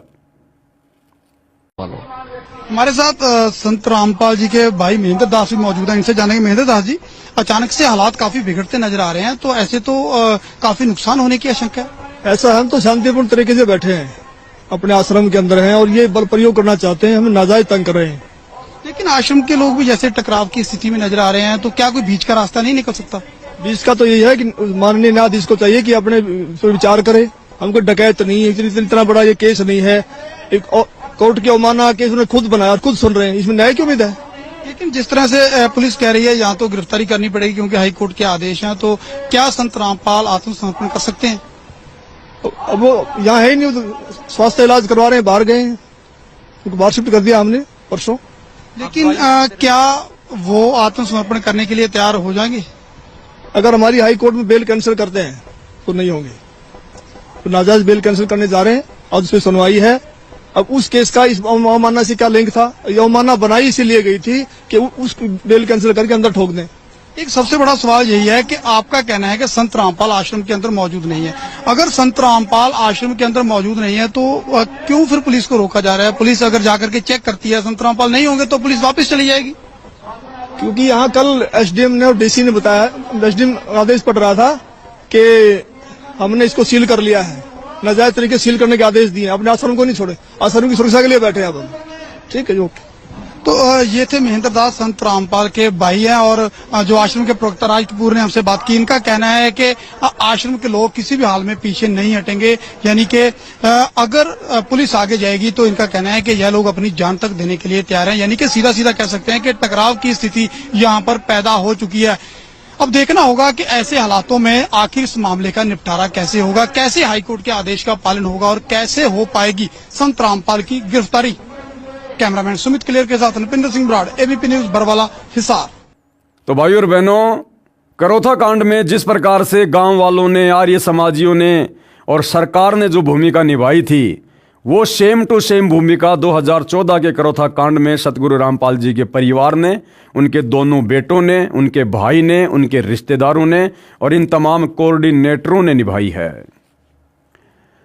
झूठी अफवाहें फैलाकर संत जी को बदनाम करके हरियाणा की जनता में घृणा का विष घोल दिया, जिस कारण से हरियाणा की जनता संत रामपाल जी महाराज से घृणा करने लगी और आश्रम में जाना बंद कर दिया। अनमोल अवसर चूक रहे हैं। ये आचार्य यही चाहते हैं कि किसी तरह जनता संत रामपाल जी महाराज का सत्संग सुनना बंद कर दे, और वही कार्य बरवाला कांड में सतलोक आश्रम वालों ने किया कि लोग संत रामपाल जी का सत्संग ही सुनना बंद कर दें। संत रामपाल जी के विषय में ये आश्रम वाले प्रचार करते हैं कि हमारे गुरुजी कैंसर क्या, चाहे कैंसर का बाप क्यों ना हो, एक बार हमारे गुरुजी से नाम ले लो, छूमंतर हो जाएगा। हमारे गुरुजी मुर्दों को भी जिंदा कर देते हैं, मुर्दों को भी। ऐसी ऐसी बातें ये लोग ज्ञान प्रचार के माध्यम से, पुस्तक प्रचार के माध्यम से समाज में फैला रहे हैं। और बरवाला कांड में इन्हीं लोगों ने मीडिया के सामने दुनिया को यह भी संदेशा दिया कि आज की तारीख में हिंदुस्तान में संत रामपाल जी से बड़ा रोगी, बीमार आदमी दूसरा कोई नहीं है। एक छोटा सा वीडियो आपको दिखा देता हूं।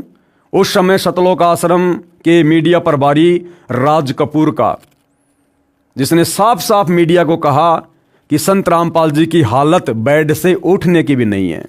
डॉक्टरों ने सख्त मना कर रखा है, हार्ट के पेशेंट हैं, दिखाई भी ढंग से नहीं देता है संत रामपाल जी को।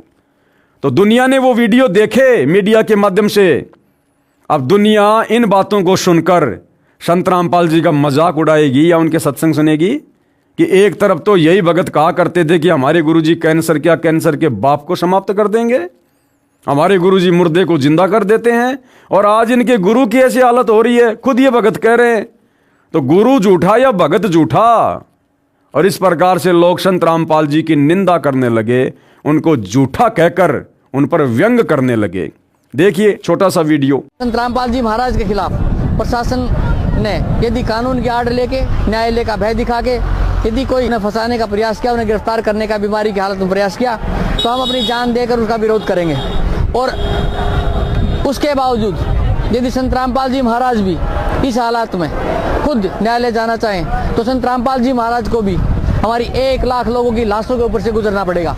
ये आज हमने निर्णय लिया है सर। इसलिए किसी भी सूरत में 17 तारीख तो क्या, उससे आगे भी हम संत रामपाल जी महाराज को किसी भी झूठे मुकदमे में न्यायालय में उपस्थित नहीं होने देंगे जब तक हम जिंदा हैं। 1 लाख लोग, ये 25 लाख भारत के अन्य हिस्सों में रहते हैं, वो सब के सब मरना पसंद करेंगे अन्याय को सहन करने के बजाय।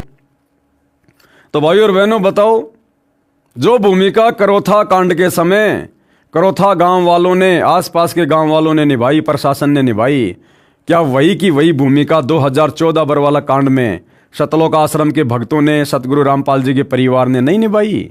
आप जियों की आंखों के सामने है।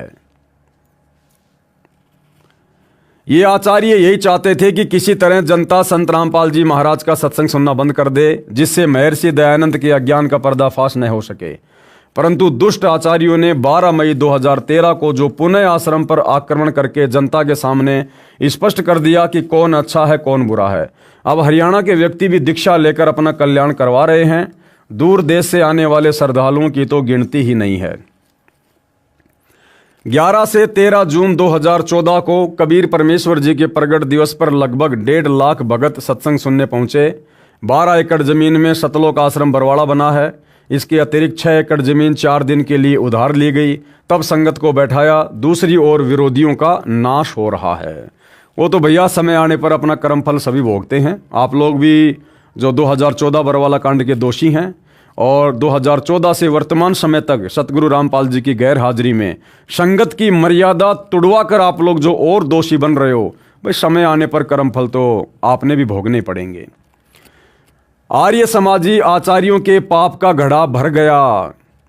दयानंद मठ रोहतक पर नाजायज कब्जा किए बैठे आर्य समाजी आचार्यों के 2 गुट बन गए, एक दूसरे से लड़ रहे हैं। पुलिस ने बलदेव गुट की दयानंद मठ के अंदर ही अच्छी पिटाई की, क्योंकि 12 मई 2013 को इन्होंने पुलिस को बेरहमी से मारा था। इसी कारण से पुलिस पहले से ही खपा थी। उस दिन भी इन्होंने पुलिस पर पत्थर मारे थे। आर्य समाजी डर के मारे वृक्षों पर चढ़ गए, वहां से उतार कर पीटे। प्रत्यक्ष दृष्टा ने यह भी बताया कि आचार्य ब्रह्मानंद गाड़ी में घुस गया, वहां से डंडे की खोद मार मार कर पुलिस ने गाड़ी से निकाल कर पीटा। इस प्रकार इन दुष्ट व्यक्तियों पर परमात्मा का चक्कर चल पड़ा। इनकी उल्टी गिनती शुरू हो गई है। 80-85 वर्ष के बूढ़े आर्य समाजी आचार्य तथा शास्त्री की उपाधि वाले जनता को मरने मारने का पाठ पढ़ाते हैं, जबकि ऐसे वृद्ध तो बच्चों को झगड़ा करने से रोकते हैं। देखो सतलोक आश्रम वाले शिक्षा दे रहे हैं उन ज्ञानहीन आर्य समाजी आचार्यों को कि आचार्यों ने तो जनता को अच्छा पाठ पढ़ाना चाहिए, और इन आचार्यों ने जनता के हाथों में डंडे देकर उनको लड़ना झगड़ना सिखाया। अरे भैया 2014 के बरवाला कांड में क्या पाकिस्तान के लोगों ने आकर भोले भाले भक्तों को काले कपड़े पहनकर कमांडो बनाकर पुलिस वालों से लड़ने झगड़ने के लिए तैयार किया था? कौन थे वो लोग? कौन थी राष्ट्रीय समाज सेवा समिति? यही सतलोक आश्रम मैनेजमेंट हरियाणा वाले, सतगुरु रामपाल जी के परिवार वाले। इन्हीं लोगों ने काले कपड़े पहना कर बरवाला कांड के समय भक्तों को कमांडो बनाया, हाथों में हथियार पकड़ाए। एक छोटा सा वीडियो आपको दिखाता हूं भाइयों और बहनों। सतलोक आश्रम के एक अन्य मीडिया प्रभारी राहुल का, जो कि सतलोक आश्रम में जिस समय सतगुरु रामपाल जी सत्संग किया करते थे, वो सत्संगों को रिकॉर्ड करने की सेवा किया करता था। जो व्यक्ति वर्तमान में जमानत पर बाहर है और इन आश्रम वालों ने जो सान न्यूज चैनल खोल रखा है उसमें रिपोर्टर है। इस व्यक्ति ने सरेआम बरवाला कांड के समय मीडिया के प्रश्नों का जवाब देते हुए कहा, जब मीडिया वालों ने कहा कि भैया ये इस प्रकार से जो तुमने कमांडो खड़े कर रखे हैं भक्तों को हाथों में हथियार देके, ये इस प्रकार से बीमार बाबा की तबीयत को कैसे ठीक करेंगे? अरे बाबा अगर बीमार है तो उसके लिए तो भक्तों ने हाथ जोड़ के भगवान से प्रार्थना करनी चाहिए, और भगत तो गुंडे बन के खड़े हुए हैं यहां पर। तो वो व्यक्ति राहुल कहता है कि ये जितने भी व्यक्ति हैं जो डंडे लेकर खड़े हैं काले कपड़े पहनकर, ये संत रामपाल जी के भगत नहीं हैं, ये राष्ट्रीय समाज सेवा समिति के सदस्य हैं। अरे तो राष्ट्रीय समाज सेवा समिति कोई पाकिस्तान की थी क्या? तुम आश्रम वालों ने तो आश्रम के भक्तों को काले कपड़े पहना कर खड़ा किया था। 2010 में सतलोक आश्रम में सतगुरु रामपाल जी के दोनों बेटों ने, उनके भाई ने तो ये संगठन खड़ा किया था, और कह रहा कि ये जितने भी लोग हैं इनके हाथों में पहले भी हथियार नहीं थे, पहले भी इनके हाथों में डंडे थे। तो डंडे भक्तों के हाथों में शोभा देते हैं क्या? डंडा हथियार नहीं होता क्या? डंडा तुम्हारे सर पर मार दिया जाए तो वो काम नहीं करेगा क्या? और कह रहा है कि ये देखिए संत रामपाल जी के भगत नहीं है, ये राष्ट्रीय समाज सेवा समिति के सदस्य हैं। अरे भैया जो संत रामपाल जी का भगत ही नहीं था, फिर ऐसे लोगों को तुमने कमांडो क्यों बनाया? ऐसे लोगों को तुमने कमांडो बनाकर क्यों वहां पर खड़ा किया? भाई विचार करने की बात है। ये सतलोक आश्रम वाले करोथा कांड के दोषियों को ये कहकर धिक्कार रहे हैं कि भाई आर्य समाजी आचार्यों ने किराए से गुंडे लाकर करोथा कांड में आश्रम पर आक्रमण करवाया। और ये खुद कह रहे हैं इस वीडियो के माध्यम से कि ये जितने भी काले कपड़े वाले हैं जिनके हाथों में डंडे हैं, ये संत रामपाल जी के भगत नहीं है, ये राष्ट्रीय समाज सेवा समिति के सदस्य हैं। तो भैया जो सतगुरु रामपाल जी का भगत नहीं है वो क्यों अपना सिर फुड़वाने के लिए सतलोक आश्रम में जाकर डंडा लेकर खड़ा होगा? इसका मतलब वो किराए पर लेके आए थे तुम लोग। फिर तुम आश्रम वाले भी तो पुलिस वालों को मरवाने के लिए किराए पर गुंडे लेके आए थे। एक बार ये वीडियो देख लो भाई और बहनों, इनकी सारी काली करतूतें सामने आ जाएंगी, देखिएगा। आखिर हाथ में हथियार उठाकर बाबा के समर्थक बीमार बाबा की तबीयत कैसे ठीक कर सकते हैं? पहले इनके पास हथियार था, अब डंडा क्यों? देखिए, ये संत रामपाल जी महाराज जी के अनुयायी नहीं है सब, ये राष्ट्रीय समाज सेवा समिति के कमांडो हैं। और राष्ट्रीय समाज सेवा समिति के कमांडो यहाँ पर सारे सुरक्षा व्यवस्था देखते हैं। और ये पहले इनके हाथ में, आपने कहा कि पहले इनके हाथ में हथियार थे, अब इनके हाथ में लाठियां हैं। इन सभी के हाथों में पहले भी हथियार नहीं थे, इनके हाथ में पहले भी लाठियां थी। और ये यहाँ पर जो भी कोई अभद्र व्यवहार ना हो, किसी प्रकार का कोई अफरा तफरी का माहौल ना हो, इस तरह से इन्होंने लाठी डंडे यहाँ पर हाथ में। अब बताओ भाई और बहनों, उन आर्य समाजी आचार्यों में और 2014 बरवाला कांड के दोषी सतगुरु रामपाल जी के परिवार वालों में, इन सतलोक आश्रम के भक्तों में भला क्या अंतर है? वो भी किराए के गुंडे लाए और ये आश्रम वाले भी बरवाला कांड में किराए के ही गुंडे लाए थे। 80-85 वर्ष के बूढ़े आर्य समाजी आचार्य तथा शास्त्री की उपाधि वाले जनता को मरने मारने का पाठ पढ़ाते हैं, जबकि ऐसे वृद्ध तो बच्चों को झगड़ा करने से रोकते हैं और ये झगड़ा करने के लिए उकसाते हैं। तो ये जनता के नाशक हैं। इन लोगों ने भी उन बेचारे नादान भक्तों को कमांडो बनाकर बरवाला कांड में यही कहकर उकसाया कि गुरुजी का आदेश है, गुरुजी तारीख पर नहीं जाना चाहते, और अगर पुलिस आश्रम पर हमला करती है तो हमने पीछा नहीं हटना, मरने और मारने के गुरुजी ने आदेश दे रखे हैं। तो क्या तुम लोगों ने नहीं उकसाया बेचारे भोले भाले भक्तों को? अपने 6 भाई बहनों की तुमने वहां पर मौत करवा दी। ये झगड़ा करने के लिए उकसाते हैं तो ये जनता के नाशक हैं, ये सिमटते जा रहे हैं क्योंकि ये झूठे तथा उपद्रवी व्यक्ति हैं। संत रामपाल जी महाराज विश्व कल्याणार्थ परिश्रम कर रहे हैं, जो सत्य पर डटे हैं वे विश्व में फैलते जा रहे हैं। प्रत्येक महीने लगभग 25,000 नए भगत उपदेश लेकर हमारे साथ जुड़ रहे हैं। भूपेंद्र सिंह हुड्डा का तो बहुत बुरा हाल होगा, समय आने पर दिखाएंगे, इसने तो पाप की मालगाड़ी भर ली। भाई और बहनों, ये पुस्तक मैंने नहीं लिखी है, इस पुस्तक का नाम है भोगेगा अपना किया रे। ये पुस्तक बरवाला कांड 2014 से पहले इसी राष्ट्रीय समाज सेवा समिति ने सतलोक आश्रम वालों ने लिखी थी। और क्या लिख रहे हैं इस पुस्तक में जरा गौर करना।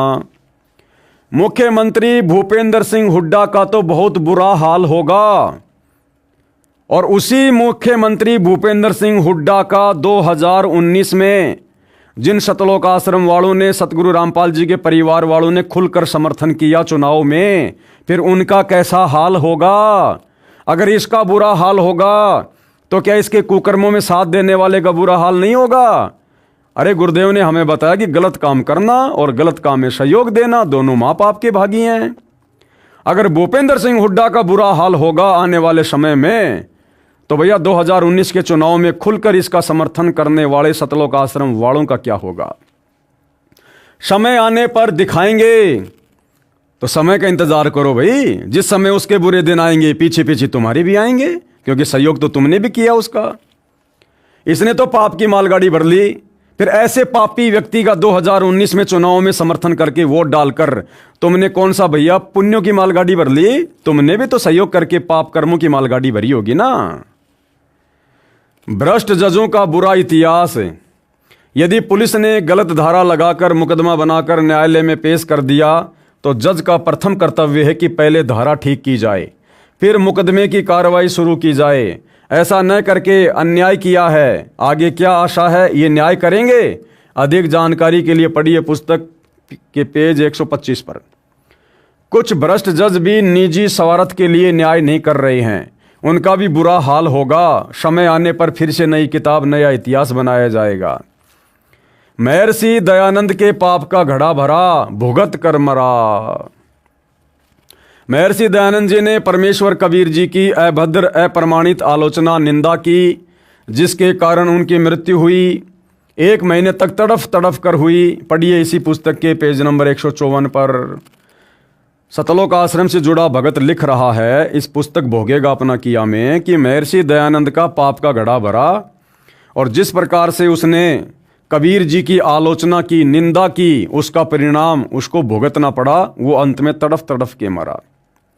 देखो भाई, संतों की, महापुरुषों की या सतगुरु रामपाल जी की निंदा चाहे खुद करो चाहे दूसरों से करवाओ, बात एक ही है। तो सतलोक आश्रम वालों ने 2014 बरवाला कांड के समय सतगुरु रामपाल जी के ज्ञान, विधान और आदेशों के खिलाफ कार्य करते हुए दुनिया में सतगुरु रामपाल जी की निंदा करवाई, थू थू करवाई। भाई सतगुरु रामपाल जी तो भक्तों को सतलोक आश्रम में भगत बनाने के लिए बुलवाते थे, बुराइयां छुड़वा कर एक सज्जन व्यक्ति बनाने के लिए बुलवाया करते थे। सतगुरु रामपाल जी ने तो इन कुकर्म करने वाले हाथों से दान करना सिखाया।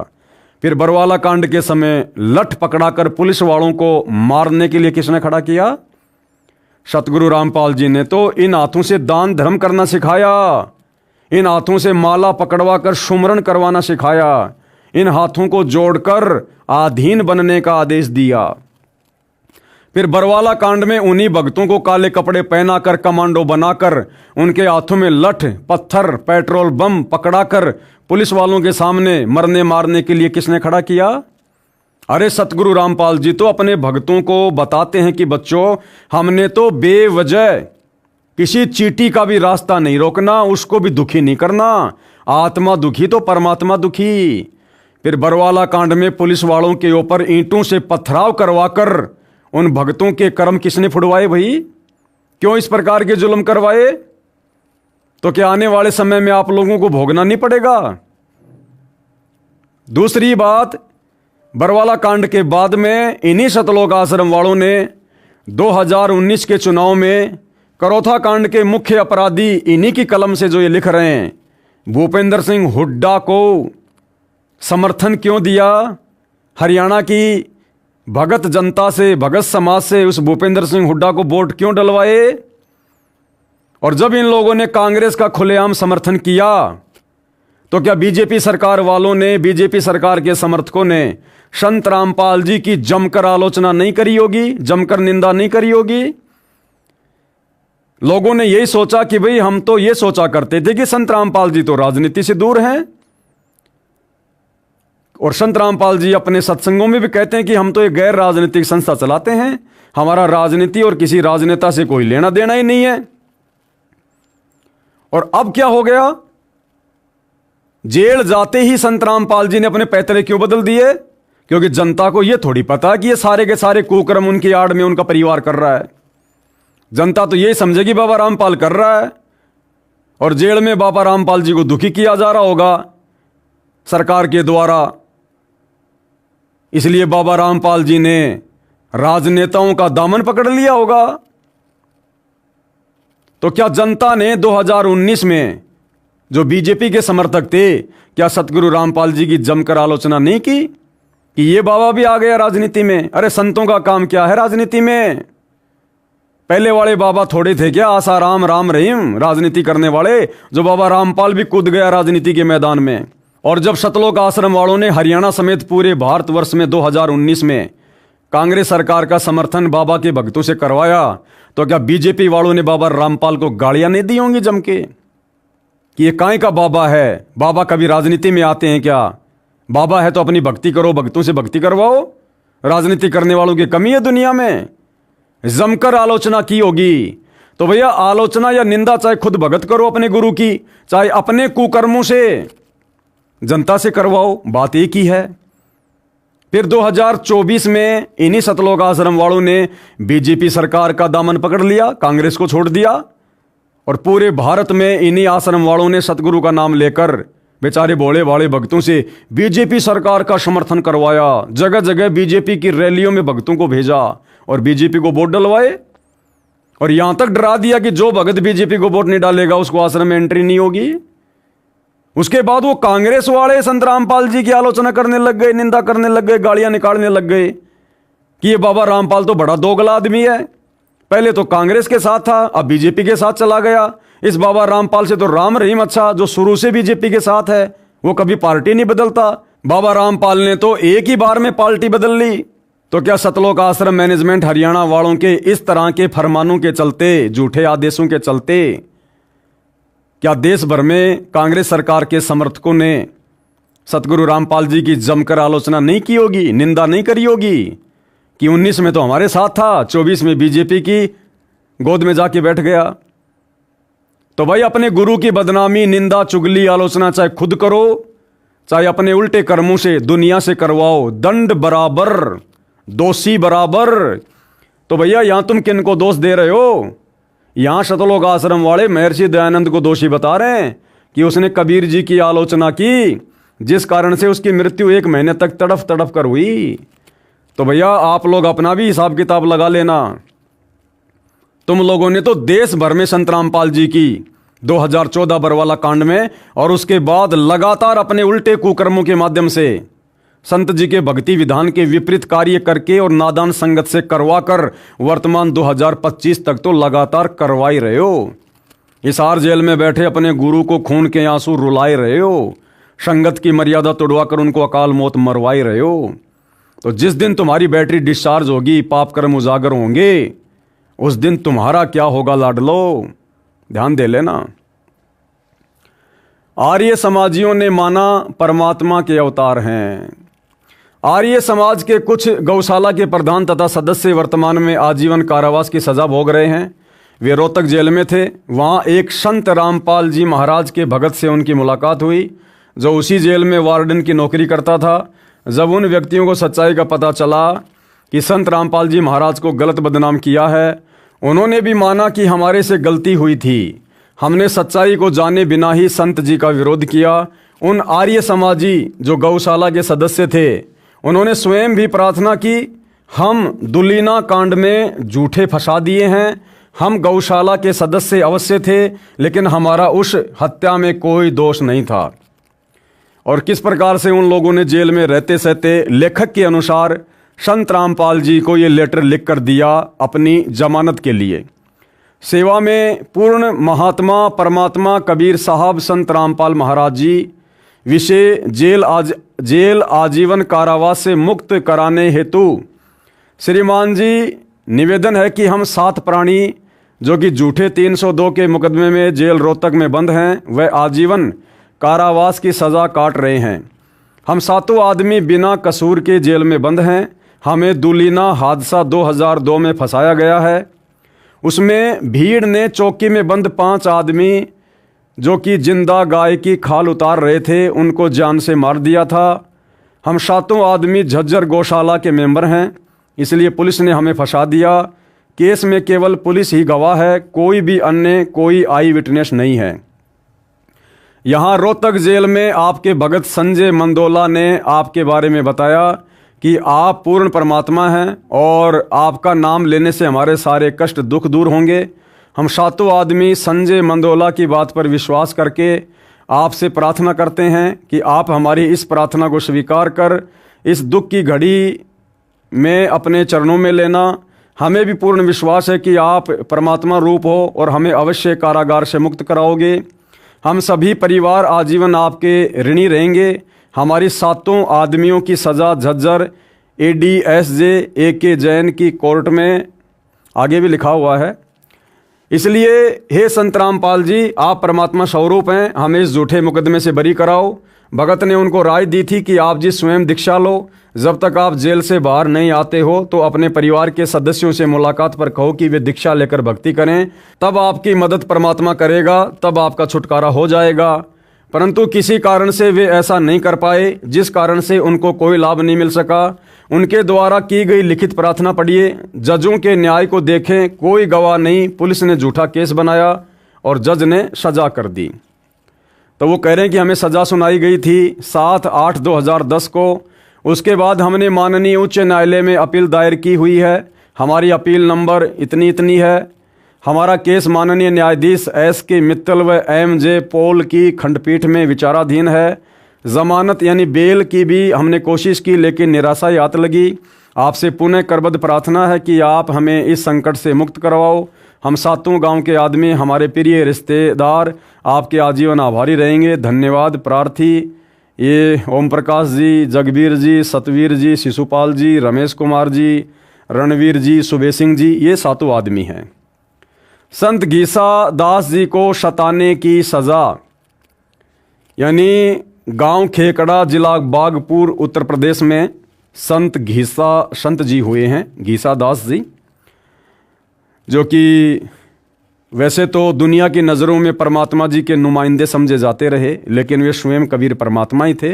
ये कबीर परमात्मा भक्ति को जिंदा रखने के लिए भिन्न भिन्न रूप धारण कर कर समय समय पर हम आत्माओं तक ये ज्ञान पहुंचाते रहते हैं। तो संत घीसा दास जी के रूप में कबीर परमात्मा जब अपने तत्व ज्ञान का प्रचार कर रहे थे, तो गांव वालों ने किस प्रकार से उनके साथ में बदसलूकी की, उनको गांव से बाहर निकलने के लिए मजबूर कर दिया, और उसके बाद किस प्रकार से उन गांव वालों पर कहर टूटा, और वापस वही गांव वाले अपनी पगड़ी संत जी के चरणों में रख कर सह सम्मान उनको गांव में वापस लेकर आए। तब उस गांव में फिर से खुशहाली लौटी। संत घीसा दास जी को सताने की सजा। गांव खेकड़ा, जिला बागपत, उत्तर प्रदेश में एक घीसा दास नाम के संत रहते थे। उनको परमेश्वर कबीर जी मिले थे। उसके पश्चात घीसा दास जी सत्संग करने लगे तथा नामदान करने लगे। गांव खेकड़ा, जिला बागपत, उत्तर प्रदेश में एक घीसा दास नाम के संत रहते थे। उनको परमेश्वर कबीर जी मिले थे। उसके पश्चात घीसा दास जी सत्संग करने लगे तथा नामदान करने लगे। घीसा संत देवी देवताओं की भक्ति बंद कराकर शास्त्र अनुकूल सत्य भक्ति बताते थे।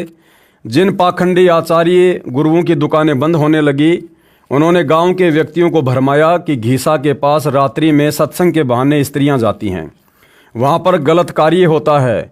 भोले लोगों ने उन दुष्ट स्वार्थी लोगों की बातों पर विश्वास कर लिया तथा घीसा जी को गांव से निकाल दिया। संत घीसा दास जी खेकड़ा से 100 मील की दूरी पर एक गांव में रहने लगे। वहां के व्यक्तियों को बहुत लाभ होने लगे। गांव खेकड़ा में जवान मौतें होने लगी, हाहाकार मच गया। लोगों ने इकट्ठा होकर विचार किया कि यह कहर गांव में किस कारण से हो रहा है। कुछ एक नेक व्यक्तियों ने कहा कि कबीर जी की वाणी है, भाई जिस मंडल साधु नहीं, यानी जिस क्षेत्र में साधु संत भगत नहीं रहते, जैसे बिन नदी नहीं गुंजार और बिना नदी के वहाँ पर खुशहाली नहीं होती है। तज हंसा वो देश अड़ा, ऐसे देश को, ऐसे क्षेत्र को छोड़ देना चाहिए। वहाँ जम की मोटी मार, वहाँ तो काल बैठा हुआ है, कभी भी आपत्ति आ सकती है। भावार्थ है, जैसे जिस क्षेत्र में नदी नहरें नहीं होती वहाँ का क्षेत्र खुशहाल नहीं हो सकता। वहाँ बाग बगीचे न होने से भंवरों की गुंजार नहीं होती, अर्थात वह क्षेत्र उज्जड़ होता है। इसी प्रकार जिस क्षेत्र में संत नहीं होता वहाँ पर यम अर्थात बुरी शक्तियों का उपद्रव होता रहता है। उस क्षेत्र के व्यक्ति बहुत कष्ट झेलते रहते हैं। इसलिए ही भगत का उस देश अर्थात क्षेत्र को त्याग देना ही हित होता है। भगवान से डरने वाले खेकड़ा गांव के व्यक्ति कह रहे थे कि हमने घीसा भगत को गांव से निकाल दिया, शायद इसी कारण से ये सब दुख गांव पर पड़ा है। परंतु उस बात पर कोई ध्यान नहीं दिया गया। कई वर्ष तक घनी जनहानि होने के पश्चात किसी जंतर मंत्र करने वाले ने बताया कि उस भगत घीसा जी को वापस लाओ, तभी बसोगे।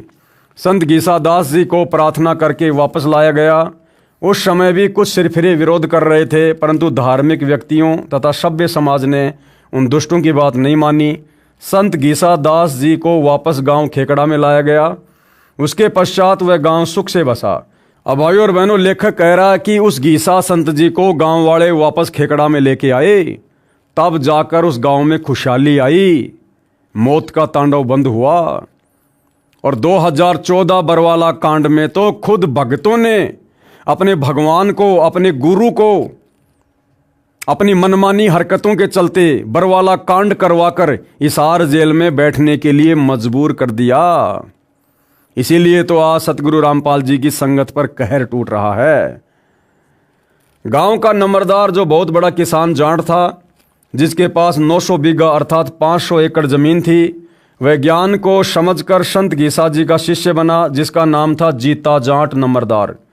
पूरा गांव संत गीसा दास जी का भगत बनकर सुख से बसा। संत गीसा दास जी का जन्म सन 1803 में खेकड़ा गांव में हुआ था।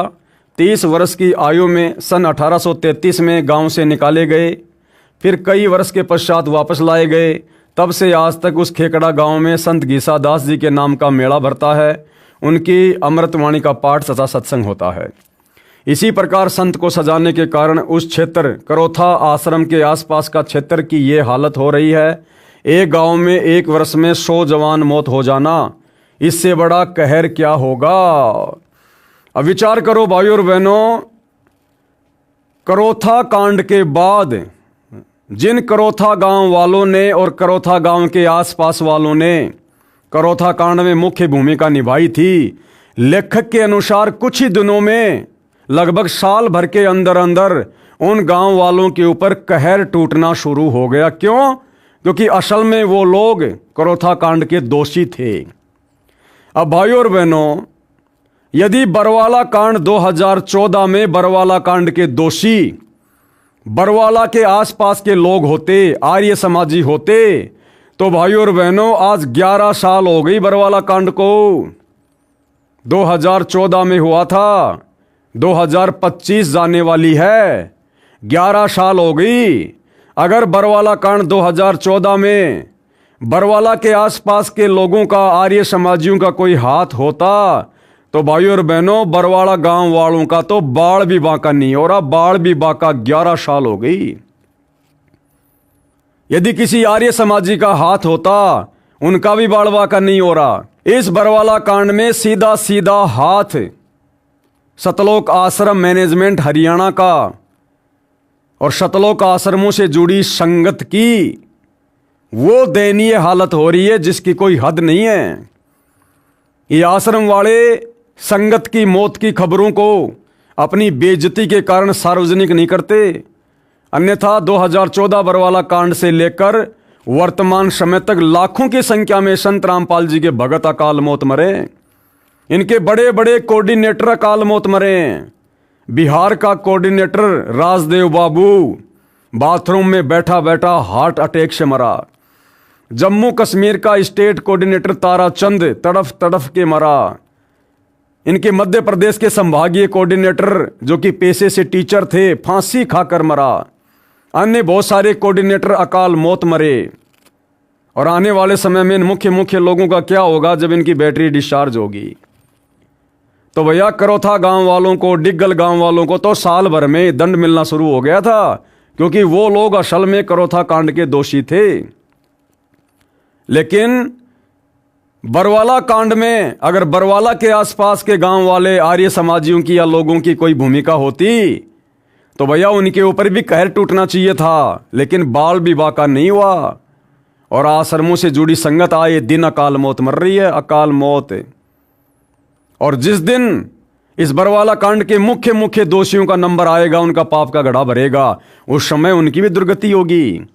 ये ना सोचना कि फिलहाल संत रामपाल जी के परिवार पर, बड़े बड़े कोऑर्डिनेटरों पर, जिन्होंने राष्ट्रीय समाज सेवा समिति बनाकर 2014 में भक्तों को भरमाकर, कमांडो बनाकर, हाथों में हथियार देकर पुलिस के सामने मरने मारने को खड़ा कर दिया और खुद पीछे खड़े रहे, इन आश्रम वालों का अभी तक नंबर क्यों नहीं आया मुख्य लोगों का? तो भैया नंबर तो अभी तक करोथा कांड के मुख्य दोषी भूपेंद्र सिंह हुड्डा का भी नहीं आया, जबकि बाकी लोगों की दुर्गति हो गई, क्योंकि भूपेंद्र सिंह हुड्डा के पास में अभी पूर्व जन्म की भक्ति कमाई शेष है।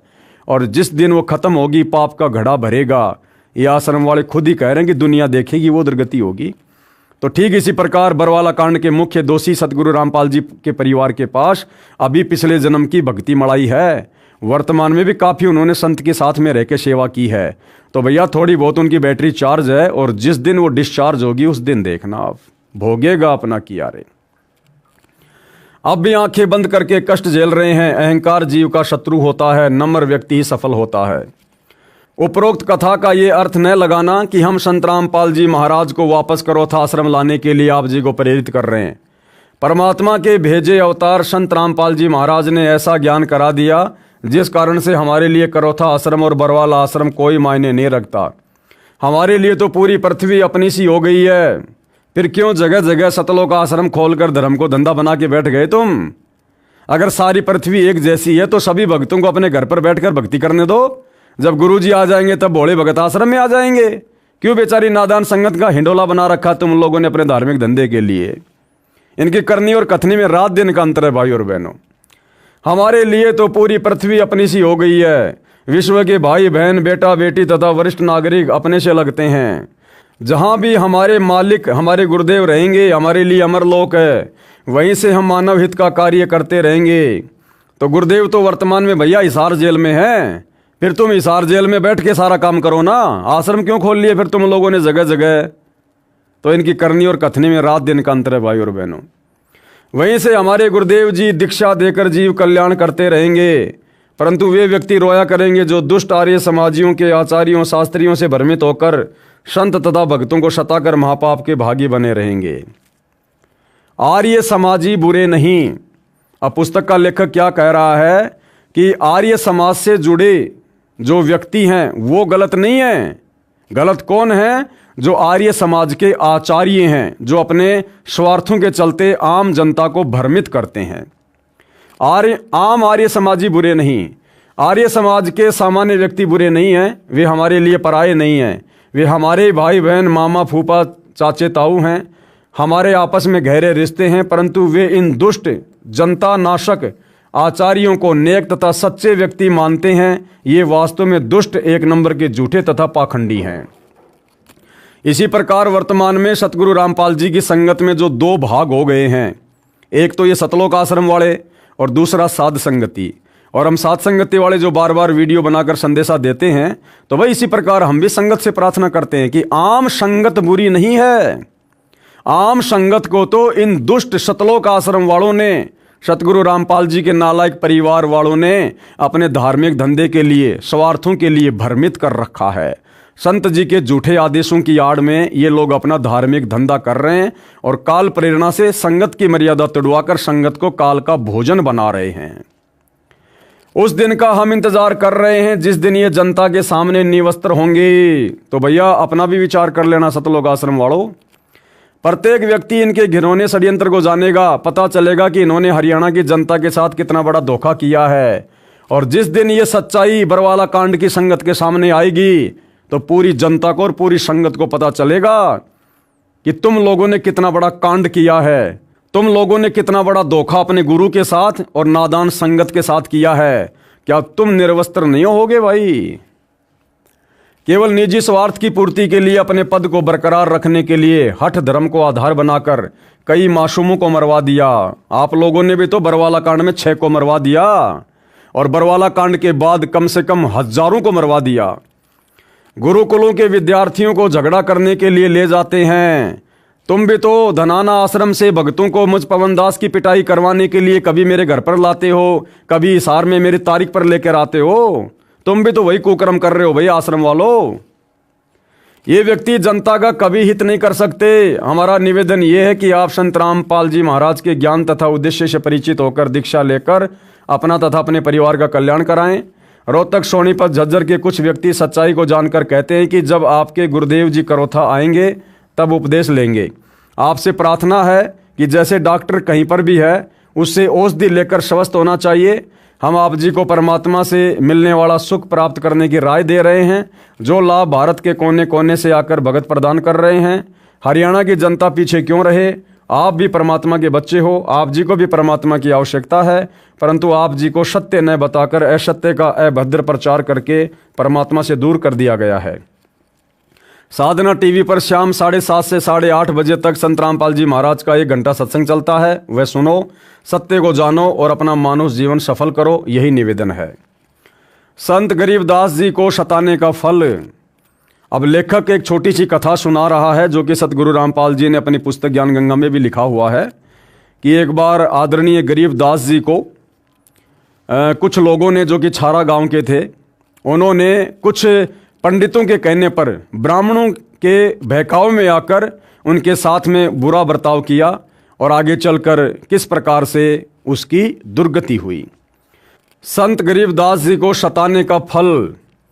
तो भाई और बहनों, आज के इस वीडियो में जो कि पुस्तक भोगेगा अपना किया के ऊपर बनाए जा रहे हैं, आज हम केवल इतना ही लेंगे और साथ में हमने बहुत सारी शिक्षाएं लेनी है भाई और बहनों। भगत की करनी और कथनी में अंतर नहीं होना चाहिए, अन्यथा परमात्मा जी की वाणी है कि करनी तज कथनी कथय अज्ञानी दिन रात, और कुत्ते ज्यों भौंकत फिरे सुनी सुनाई बात। तो जिस प्रकार से करोथा कांड के समय आर्य समाज के आचार्यों ने और आसपास के गांव वालों ने उन आर्य समाज के आचार्यों की बातों पर विश्वास करके सच्चाई को ना समझकर जो पाप कर्म किए और संत को सताने के दोषी हुए और आगे चलकर किस प्रकार से उनका सर्वनाश हुआ, तो वर्तमान में सतगुरु रामपाल जी की नादान संगत को भी थोड़ा विचार करना चाहिए। 2014 बरवाला कांड के बाद जिस प्रकार से ये नादान संगत संत रामपाल जी के परिवार, उनके बेटा बेटी, भाई बंधु, रिश्तेदार व कोऑर्डिनेटरों के बहकावे में आकर और सतगुरु रामपाल जी के सत्य ज्ञान से परिचित ना होकर जिस प्रकार से आए दिन संत जी की मर्यादा तोड़ने वाले कुकर्मों में इन आश्रम वालों का सहयोग दे रही है, भाई आने वाले समय में सजा का भागी बनना पड़ेगा। तो थोड़ा विचार करो भाई और बहनों, समझो संभलो। ये बहुत ही कीमती समय हमें परमात्मा ने बख्शा है और हिसार जेल में बैठकर परमात्मा हमारी रहनी करनी को देख रहे हैं। ये हमारी परीक्षा का समय है। आने वाले समय में जब पाप कर्मों का फल भोगोगे तो ये सतलोक आश्रम वाले, गुरु जी के परिवार वाले तुम्हारा किसी भी प्रकार से उन पाप कर्मों के बंटवारों में सहयोग नहीं देंगे। अपने किए का फल स्वयं भोगना पड़ता है। इसलिए हम तो निवेदन कर सकते हैं कि भैया गुरु के ज्ञान को आधार बनाकर वर्तमान में भक्ति करो। जब तक गुरुदेव भगवान अपने मिशन के तहत हिसार जेल में बैठे हैं, किसी भी फर्जी सतलोक आश्रम में जाकर अपना समय, श्वासें और धन बर्बाद मत करो। घर पर रहकर नेक नीति से काम धंधा करो, अपना व्यापार बिजनेस करो, मर्यादा में रहकर भक्ति करो और सतगुरु को प्रसन्न करो। तो भाई और बहनों, आज की वीडियो में केवल इतना ही। अगले वीडियो में कल हम फिर मिलेंगे। तब तक गुरुदेव भगवान हम सबको आज्ञा दे, आशीर्वाद दे, सद्बुद्धि दे। बंदी छोड़ सतगुरु रामपाल जी भगवान की जय हो।